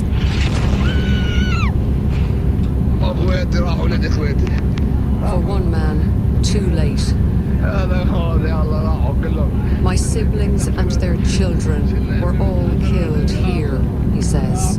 There's been, I think, from the nearly 500 or, over 500 that have been killed, there's 150 that are women and children. We don't know how many of them were combatants. Yesterday, there were videos that were coming out of strikes falling alongside the roads that people were on. Okay, there's a lot of panic. People are making their way out of this area.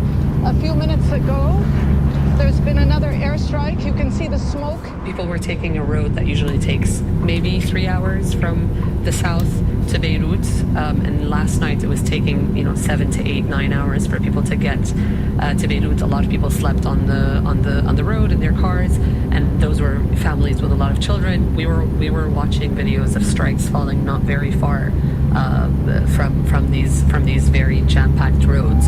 There's a lot of chaos here. They are worried that there's going to be another strike. So there's definitely this sense that a lot of this is psychological war. There's no sense as to whether all of these strikes are in fact hitting strategic Hezbollah locations, or if it's also kind of a driver to get people to evacuate the south in order to place pressure on the government and Hezbollah to meet Israel on the negotiating table. So how is Hezbollah responding so far? In the last week, they've escalated the strikes on Israel, but I think yesterday we didn't see any casualties in Israel. So they've just been striking back, but nowhere near at the same level. They're not not doing any targeted attacks per se. We saw the leader of Hezbollah came out and gave a speech that, more or less said, we will continue to exist no matter how many of us they take out. It wasn't as inflammatory as it could have been. It wasn't as angry as it could have been. There's a lot of us think that speech was pre-recorded, but in comparison, it's really paled to what the Israelis are doing in Lebanon, what operations they're executing. Are people in Lebanon right now worried that there might be an all-out ground war? And if so, is Hezbollah ready for that? I think there aren't that many fears. There's going to be an all-out ground war, and if there was, that wouldn't be something that the Lebanese are worried about as much as the Israelis, I think, are worried about. And here we're talking in an official capacity. The Hezbollah knows the terrain so much better than the Israelis. They have tunnels everywhere. The Israelis know this. And there's a reason why it's been very focused on an aerial assault. And I think the indications we've seen from Israel show that they're going to continue on that path. A ground invasion, I think, especially, at least right now, might put Hezbollah ahead of Israel. For 1 year now, Sarah, we've heard that no one in the region wants this war to escalate. We don't want an escalation. We don't want a regional war. And yet, everything we've seen in the past week in Lebanon looks like an escalation. It looks like something akin to a regional war. How is Israel justifying this escalation? Israel made it very clear from the beginning of the war that the status quo that existed before October 7th will no longer exist after this war is over. And they've made that point very clear, both when it comes to Hamas and when it comes to Hezbollah.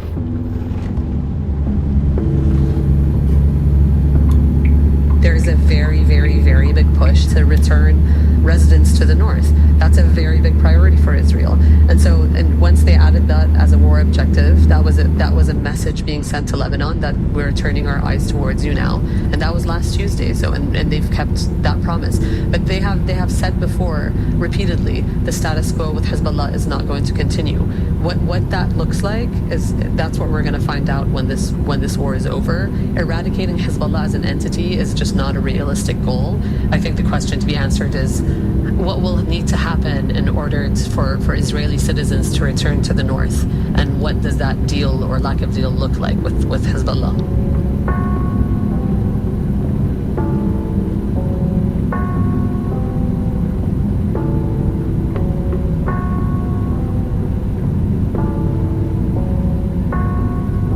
Sarah Dadouche is Semaphor's Saudi correspondent based in Beirut and Riyadh. She spoke to us from Beirut.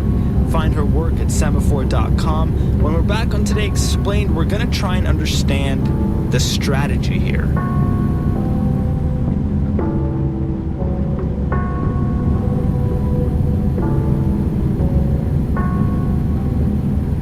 Today Explained is supported by Progressive Insurance, presenting Progressive's Name Your Price tool, which shows customers coverage options that fit their needs. More at progressive.com or 1-800-PROGRESSIVE. Price and coverage match limited by state law. Today Explained is supported by BetterHelp, committed to supporting mental health through therapy and helping clients find balance. Clients are matched with one of 35,000 therapists for online therapy from anywhere at betterhelp.com/public. This is News 88.7. I'm Dr. Michael Schaefer. And I'm Ellen Benning-Hoban. We support Houston Public Media because we're passionate about an informed electorate. Coverage of local news, politics, and ideas that impact everyone in the greater Houston area is as important as ever. Make sure you're registered to vote by October 7th, and then that you head to the polls on November 5th. You can vote early in person between October 21st and November 1st. Make your vote count. Thank you. Support comes from Pearland, Texas, a community supporting innovation in business, science, healthcare, energy, and inspiring their citizens. More on innovation and inspiration at pearlandedc.com/innovation. Pearland, innovation lives here. And support also comes from Houston Christian University, fostering a community of faith and learning where professors are experienced in their fields, offering a variety of programs from mathematics and engineering to education, theology, and more. Details at hc.edu. أنتم تسمعون بتفسير اليوم. You're listening to Today Explained. My name is Nick Payton-Walsh. I'm Chief International Security Correspondent at CNN, and I lived in Beirut for about 6 years until about 2017. We spoke to Nick Monday night after the deadliest day in Lebanon in decades. We asked him if he had any sense of Israel's strategy. I think it's important to remember here that you can never really tell what somebody's strategy is while it's playing out. The initial act which began all this, the extraordinary assault across Lebanon of these pager blasts, which would also appear to have been targeted, yet also laden with an indiscriminate nature, which meant that civilians and children too, according to Lebanese health officials, were killed in these explosions as well. This clearly was designed to shake this very secretive, very proud group, very obsessed with its own operational functionality and security, to shake them to their core. And then that was followed up 24 hours later by bigger blasts that seem to actually have killed more Hezbollah members, as some of the reporting seems to suggest, in walkie-talkies, a yet more low-tech device. Hassan Nasrallah's speech was to two audiences: the allies shaken by the past days and enemies who've brought such harm to his organisation. The Israeli enemy targeted thousands of pagers. They were detonated at the same time. The enemy crossed all the rules, laws, and red lines. So you've got to, I think, remember what that's going to do to the ability for Hezbollah to even plot a response. And they will be wondering who they can ring, who's safe, who's unharmed, and questioning their entire communication network. And so I think it's really important to assess this as a moment where potentially, despite Israel's kind of callous disregard at times, it seems, for civilian casualties in Lebanon, they have pursued a path here that's sophisticated and able to wreak significant damage on their foe, and might be exposing Hezbollah as not quite the 100-foot giant that many in the region felt that they were. A lot of this standoff has been predicated on the idea that if those two sides really went for each other after 18 years, that these two had really built themselves up for a conflict that both sides would find utterly horrific. And here we have it. Here we have this moment where Israel are throwing, it seems, what they have at Hezbollah and all of Lebanon too, it seems, or much of Lebanon. And as yet, we've yet to see the sort of formidable Hezbollah response that made many fear this particular moment. It may be coming, but we're definitely seeing a Hezbollah not capable at this point of the kind of fiery response that many had feared. What do they have? Hamas has tunnels and hostages. What does Hezbollah have? On the ground, it has an extensive and probably still pretty experienced series of fighters and a trap certainly waiting for Israel in southern Lebanon. Now, be in no doubt about this at all, Hezbollah lost a lot of people during Syria's civil war when they fought alongside the Assad regime. They have rallied to the cause of their patron Iran and ridden to al-Assad's rescue. Hezbollah's operations in Syria have been decisive. Entire rebel-held cities recaptured for Assad. But Hezbollah, I don't think, have necessarily recovered to their fullest of strengths. But they also, too, have been on the receiving end of a lot of Iranian rocket technology. We don't have full transparency on the strength and quality of the arsenal, but there appear to be medium-range rockets that can hit key cities in Israel, even longer-range ones that might be able to hit the south of Israel.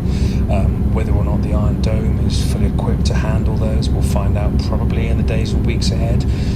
So they have, if they launch all of these over 100,000 rockets, or a significant number in a similar time, the capacity to overwhelm Israel's air defenses, it seems. But then you can't make that move too many times. It's sort of a limited trick they can play.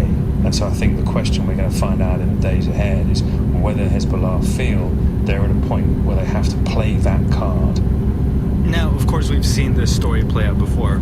Rocket strikes are met with airstrikes. Thousands upon thousands have died in Gaza as a result of airstrikes. Do we think Israel has the appetite to go after a similar strategy in Lebanon?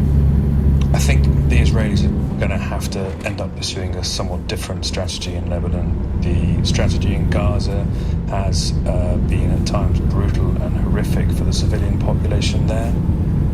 And I think some of that has been eased for Israel in terms of the lack of media access inside that particular area, because reporters haven't been able, or outside reporters haven't been given free access across the area. That's somewhat limited the amount of information. There have been some extraordinarily brave Palestinian and other reporters based there permanently trying to do that job and doing it very well, but the information flow has been restricted. That's less likely to be the case in Lebanon, and I think that they're going to have to come to a point where they ask for something from Hezbollah or the Lebanese as a way of stopping this wave of airstrikes. And what do you think they may ask for? I imagine they'll ask Hezbollah to pull back up towards the north of the Litani River. I think that's going to be tough for Hezbollah to agree to, given the extraordinary position they've been put in of weakness over the past week or so. But look, we're dealing with a time which is going to likely redefine people's perceptions of what both sides are capable of, and so I think it's going to be interesting to see exactly how much restraint Israel feels global opinion puts upon it. Obviously, this is escalating as we approach the 1-year anniversary of Hamas's attacks on Israel, but also as we approach the United States election. I imagine neither candidate wants to see this blow up into an all-out war in the weeks before the election, or at all. But does the U.S. have a hand to play in this, for the moment, escalating conflict?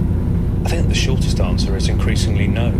We've seen the US just openly, publicly, and I'm sure very vocally, privately, beg the Israelis to back off on a wider confrontation with Hezbollah. There wasn't necessarily an urgent, immediate need for Israel to escalate this to the degree that they have. They would say they do need to do this because they need to ensure that their tens of thousands of civilians can go back to their homes in northern Israel, which is a legitimate security demand. And I'm sure if many countries were facing that threat in the north of their country, they would feel they needed to do something about it. It may be that they are trying to be harsh fast, so Hezbollah and the Lebanese respond in the way that they wish, but we're clearly seeing a moment where US diplomacy has run its course, has not been able to slow this. We still hear the same talking points from the White House about the need for de-escalation, about how there isn't really a military solution to this, and they are correct. And while they may be able to impose some kind of peace through destroying their adversaries' capabilities in the immediate future, that doesn't leave you safe in the longer term, because dead men have sons who come back more angry. The really important thing about conflicts like this is that they don't just stop. You don't do damage to your adversary that changes their position, and then often they just say, I'm just going to pack up and go home now. It comes back, they re-equip, they regroup, they have memories, they seek revenge, and I think this is part of the weakness of the Israeli strategy, is they may be able to do a lot of damage in the short term, but where does this take them a year from now, 2 years from now?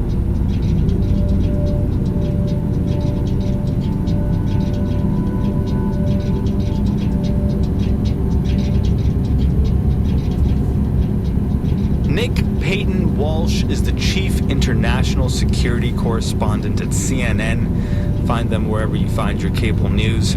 Our show today was produced by Halima Shah and Hadi Mawagdi, with help from Peter Balanon-Rosen. Edited by Miranda Kennedy, fact-checked by Laura Bullard and Amanda Llewellyn, and mixed by Patrick Boyd and Andrea Christensdottir.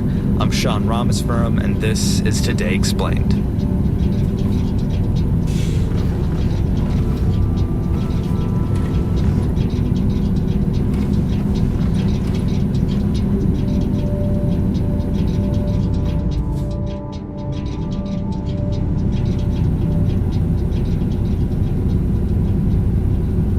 Today Explained is supported by Indeed, designed to be an end-to-end hiring solution for businesses of all sizes to attract, interview, and hire candidates all from one platform. Learn more at Indeed.com/today. Hi, I'm Camille Nelson, your member relations specialist. If you are a monthly Always member and need to update your donation payment method, you can go online to houstonpublicmedia.org/update. Our easy online form will ensure that your information remains secure. Also, consider making the switch to EFT. You will help lower our processing cost, which puts more funding into the programming you love, trust, and rely on. Thank you. I'm Anita Rao. Marriage ceremonies have been around for millennia, but some couples are ready to do things differently. Most time people are coming to me with the idea like, what from this dumpster fire, if anything, can we pick out? Reimagining wedding traditions with two seasoned officiants. Join us next time on Embodied. Sunday evening at 8 o'clock here on News 88.7. Well, there's going a 30% chance of rain tonight. Mostly cloudy, however, with a low around 75 degrees and a south wind around 5 miles per hour. Tomorrow, Wednesday, a 40% chance of rain in the middle of the morning. Partly sunny, however, with a high near 92 degrees. Wednesday night, mostly cloudy with a low around 71 degrees. This is your NPR station, KUHF Houston, News 88.7, a service of the University of Houston. From WHYY in Philadelphia, I'm Terry Gross with Fresh Air. Today, why Special Counsel Robert Mueller and his team decided not to subpoena President Trump or to recommend criminal charges against Trump for obstruction of justice. We talk with Aaron Zebley, one of 3 leaders of Mueller's team, who co-authored the new book, Interference, the inside story of Trump, Russia, and the Mueller investigation. Zebley says the story of the team's back and forth with the Justice Department over a Trump subpoena was never told until this book. We'll also talk about the difficulties of indicting a sitting president for an alleged crime and how the Supreme Court recently made it even harder. It's not just that the president might be immune from prosecution. A president might be immune from being investigated even. That's coming up on Fresh Air.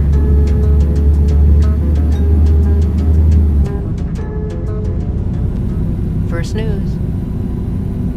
Live from NPR News in Washington, I'm Jack Spear. China says there have to be peace talks to end Russia's war with Ukraine.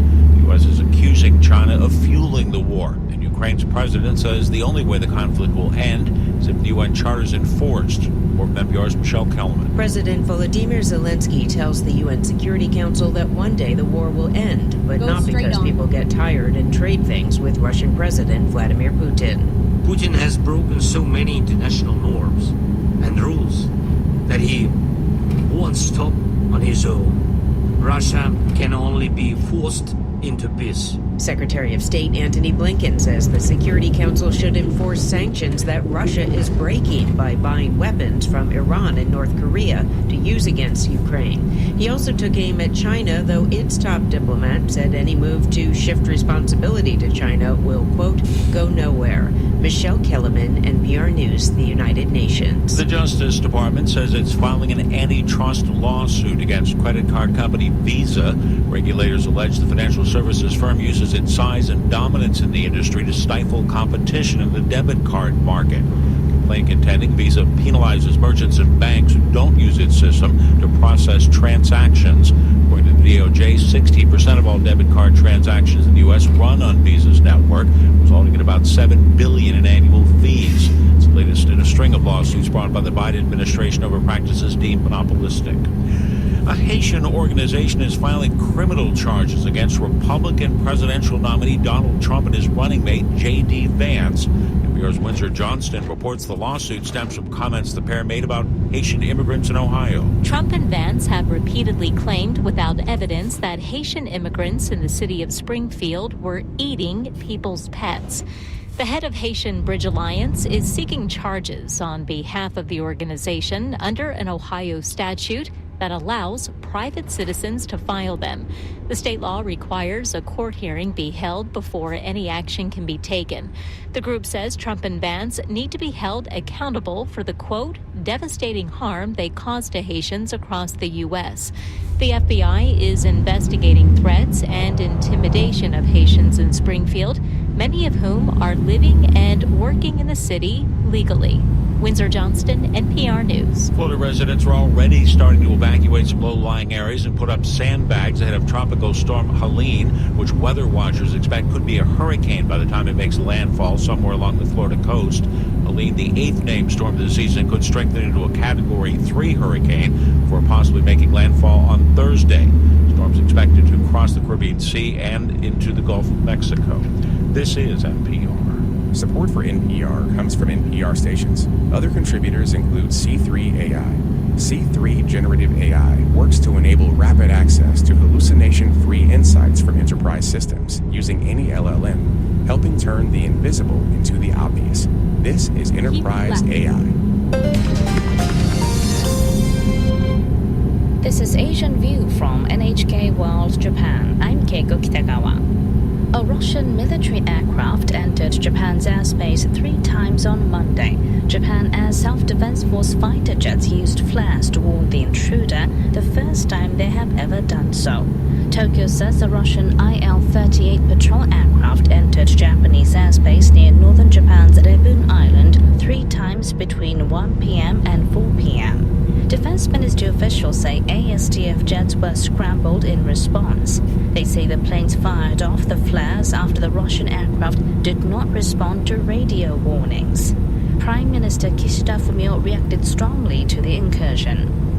We have launched a very strong protest through diplomatic channels and urged the Russian government to prevent a recurrence.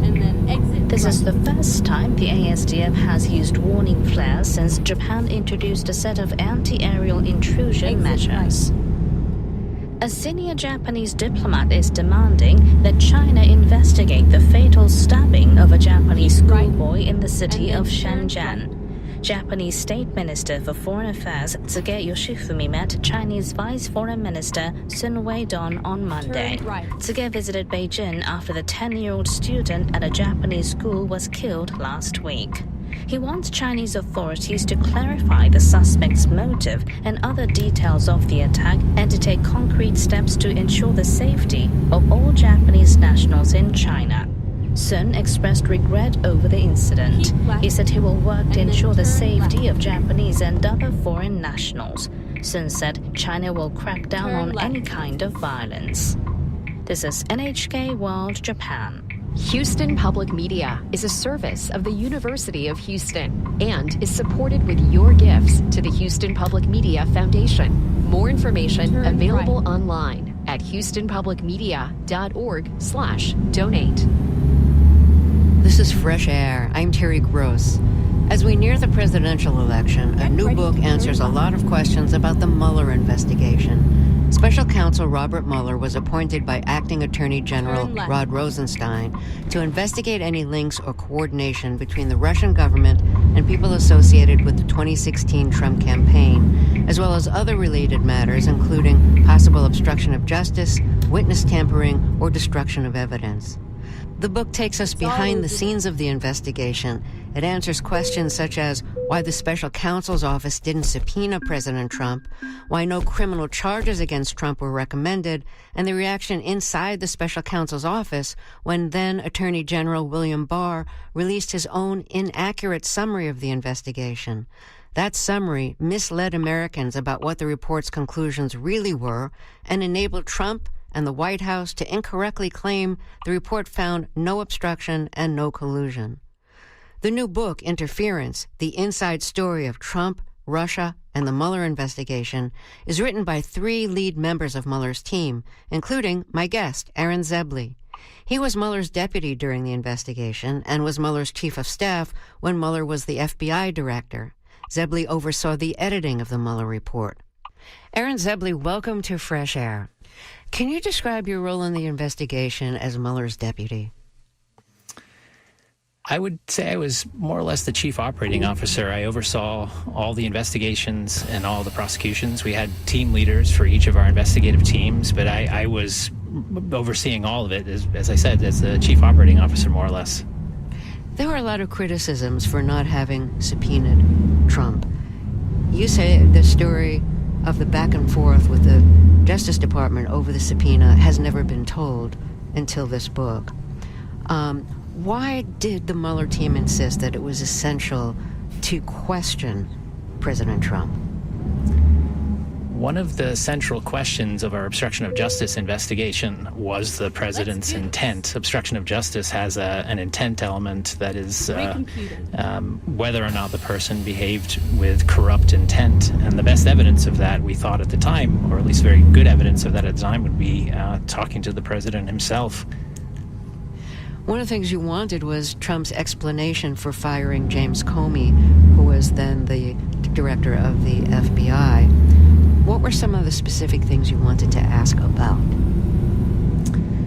Well, with respect to his termination of Jim Comey, in that week around Comey's termination, the president said a number of things about its possible connection with Russia. In the days after firing Comey, for instance, he was interviewed by Lester Holt, and he seemed to draw a connection between his decision to fire Comey and the fact that he was running an investigation of potential connections between Russian election interference and the Trump campaign. The first draft of a letter that Trump never sent because his aides convinced him not to, said, and this was a letter to Comey, "While I greatly appreciate you informing me that I am not under investigation concerning what I have stated as a fabricated story on a Trump-Russia relationship pertaining to the 2016 presidential election, please be informed that I, and I believe the American public, have lost faith in you as the director of the FBI." Why was this a troublesome draft of a letter? What did you want to ask Trump about it? Well, his letter does a couple of things, starting with the end. He's pointing back to statements by Comey from almost a year earlier in July 2016, and then in October 2016 about decisions he made in the investigation of Hillary Clinton's use of a private email server. So he's reaching back in time and talking about a loss of faith in his leadership, and yet a year has passed.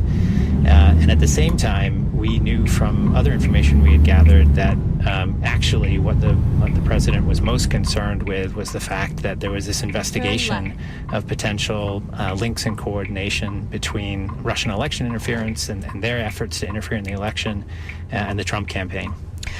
Another thing you cite is that Trump told his White House counsel, Don McGahn, that he should call Rod Rosenstein, who was then the acting attorney general, and tell him that Mueller had conflicts and Mueller had to go. Call me when you do it. So after directing McGahn to fire Mueller, Trump told McGahn to say that Trump never ordered him to do it. What did you want to ask Trump, that would help you decide if that was an act of obstruction? Obstruction of justice requires three things: an obstructive act, a nexus to an official proceeding, and corrupt intent. And in what you just described with McGahn, the president went to McGahn and asked him to have Mueller removed right after it first came to light that we had an investigation of the president personally for obstruction of justice. So we wanted to understand the connection between his decision to tell Don McGahn to remove Mueller and the revelation that we were investigating the president personally. And then in the latter part of that, where the president asked McGahn later to deny that had happened, we were very interested in understanding exactly why he would take the steps to deny that he had ever done that. What kind of answers were you expecting? Well, when you get in a room and you interview someone, you're never quite sure what might come out. We hoped we would get an explanation. I hoped we would hear his account of those events. I'll mention just one more thing. The day after Trump fired Comey, Trump met with senior Russian officials in the Oval Office and said, "I face great pressure because of Russia. That's taken off. I'm not under investigation." Yeah, that's right. That was Lavrov, Russian foreign minister, and I think Sergei Kislyak, the Russian ambassador there as well. And that was another instance where Trump seemed to be connecting his decision to remove Comey and the fact that there was an investigation of Russian election interference and its potential connection to the Trump campaign. So what were Trump's legal team's arguments against interviewing Trump? Well, one was was they felt as though we had all we needed in terms of understanding the president's conduct. We had received some number of documents from the White House, and we've been able to interview a number of people inside the White House about the president's conduct, and so their view was, hey, you've got enough information. And then they also made legal arguments about essentially the president's immunity from examination when he's exercising constitutional powers, such as firing a director of the FBI. And that statement is very similar to what the Supreme Court recently ruled, that a president is immune from prosecution if what they're doing is part of an official act of the president. So if somebody's doing something for corrupt reasons, like if he was firing Comey just to kind of cover up any evidence that Comey was finding or any investigation Comey was pursuing involving the president, is firing somebody to cover up something for your own good considered an official act of the presidency? This is something that's really perplexing about these decisions. This is one of the central issues and one of the troubling things about the potential collateral consequences of the Supreme Court's recent decision about the president being immune from prosecution for official acts. There are two possible official acts in what you just described. One is firing an executive officer. The director of the FBI is an executive officer. That's at least an official act, hiring and firing executive officers. And then the second piece is ending a criminal investigation. Ultimately, the power to prosecute and investigate is a presidential power. And so each of those actions, firing Comey, trying to end a criminal investigation, in theory, one consequence of this recent Supreme Court decision is that those things would not be subject to criminal investigation. Democracy really depends on honesty, doesn't it? Yes. Yes. If you have a dishonest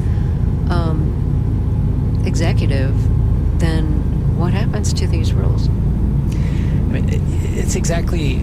This is one of the... All right, ladies and gentlemen, the time is 9:16. I think most troubling about the potential consequences of this recent Supreme Court decision is not just that the president might be immune from prosecution. The president might be immune from being investigated. A criminal prosecutor use criminal tools to investigate if there's a possible crime.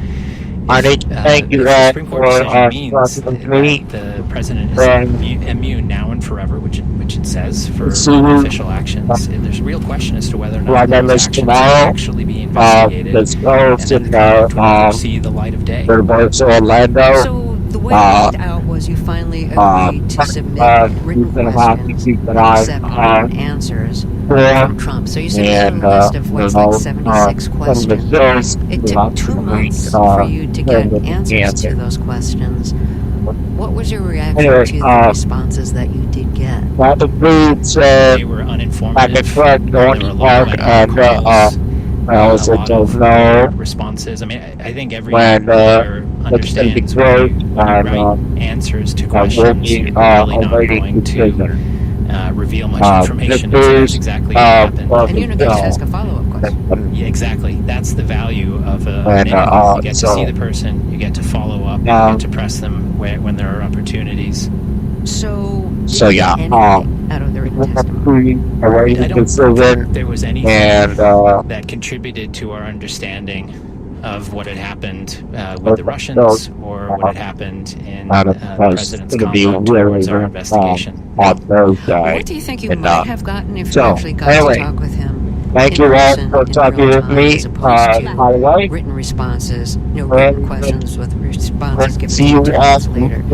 Could he still have said, "No, I don't remember," or just giving you vague answers, even when you ask follow-ups? I suppose he would have started there, but we would be in a position to remind him of certain things. So just to take one example, there was an instance where the president, or he was a candidate at the time, was in a car with Rick Gates and Roger Stone, and when Rick Gates overheard Roger Stone call, and then immediately after that, candidate Trump said to Rick Gates, more or less, that it had something to do with WikiLeaks releases. And at the time, WikiLeaks had possession of information stolen by the Russians, and they were systematically releasing it. So he might say, look, I don't recall any of this, but we would be in a position to remind him of the precise circumstances when a call happened and press him on whether or not he actually doesn't recall. I want to ask you another thing about this period in the Mueller investigation. Giuliani had recently joined the legal team, and at a meeting, he asked if Trump was examined by Mueller as a witness in the investigation, or a subject, or a target. Just briefly explain the difference between a target and a subject. A subject is somebody who's within the scope of the investigation, somebody whose conduct is being looked at. The target of an investigation, or a target, is somebody who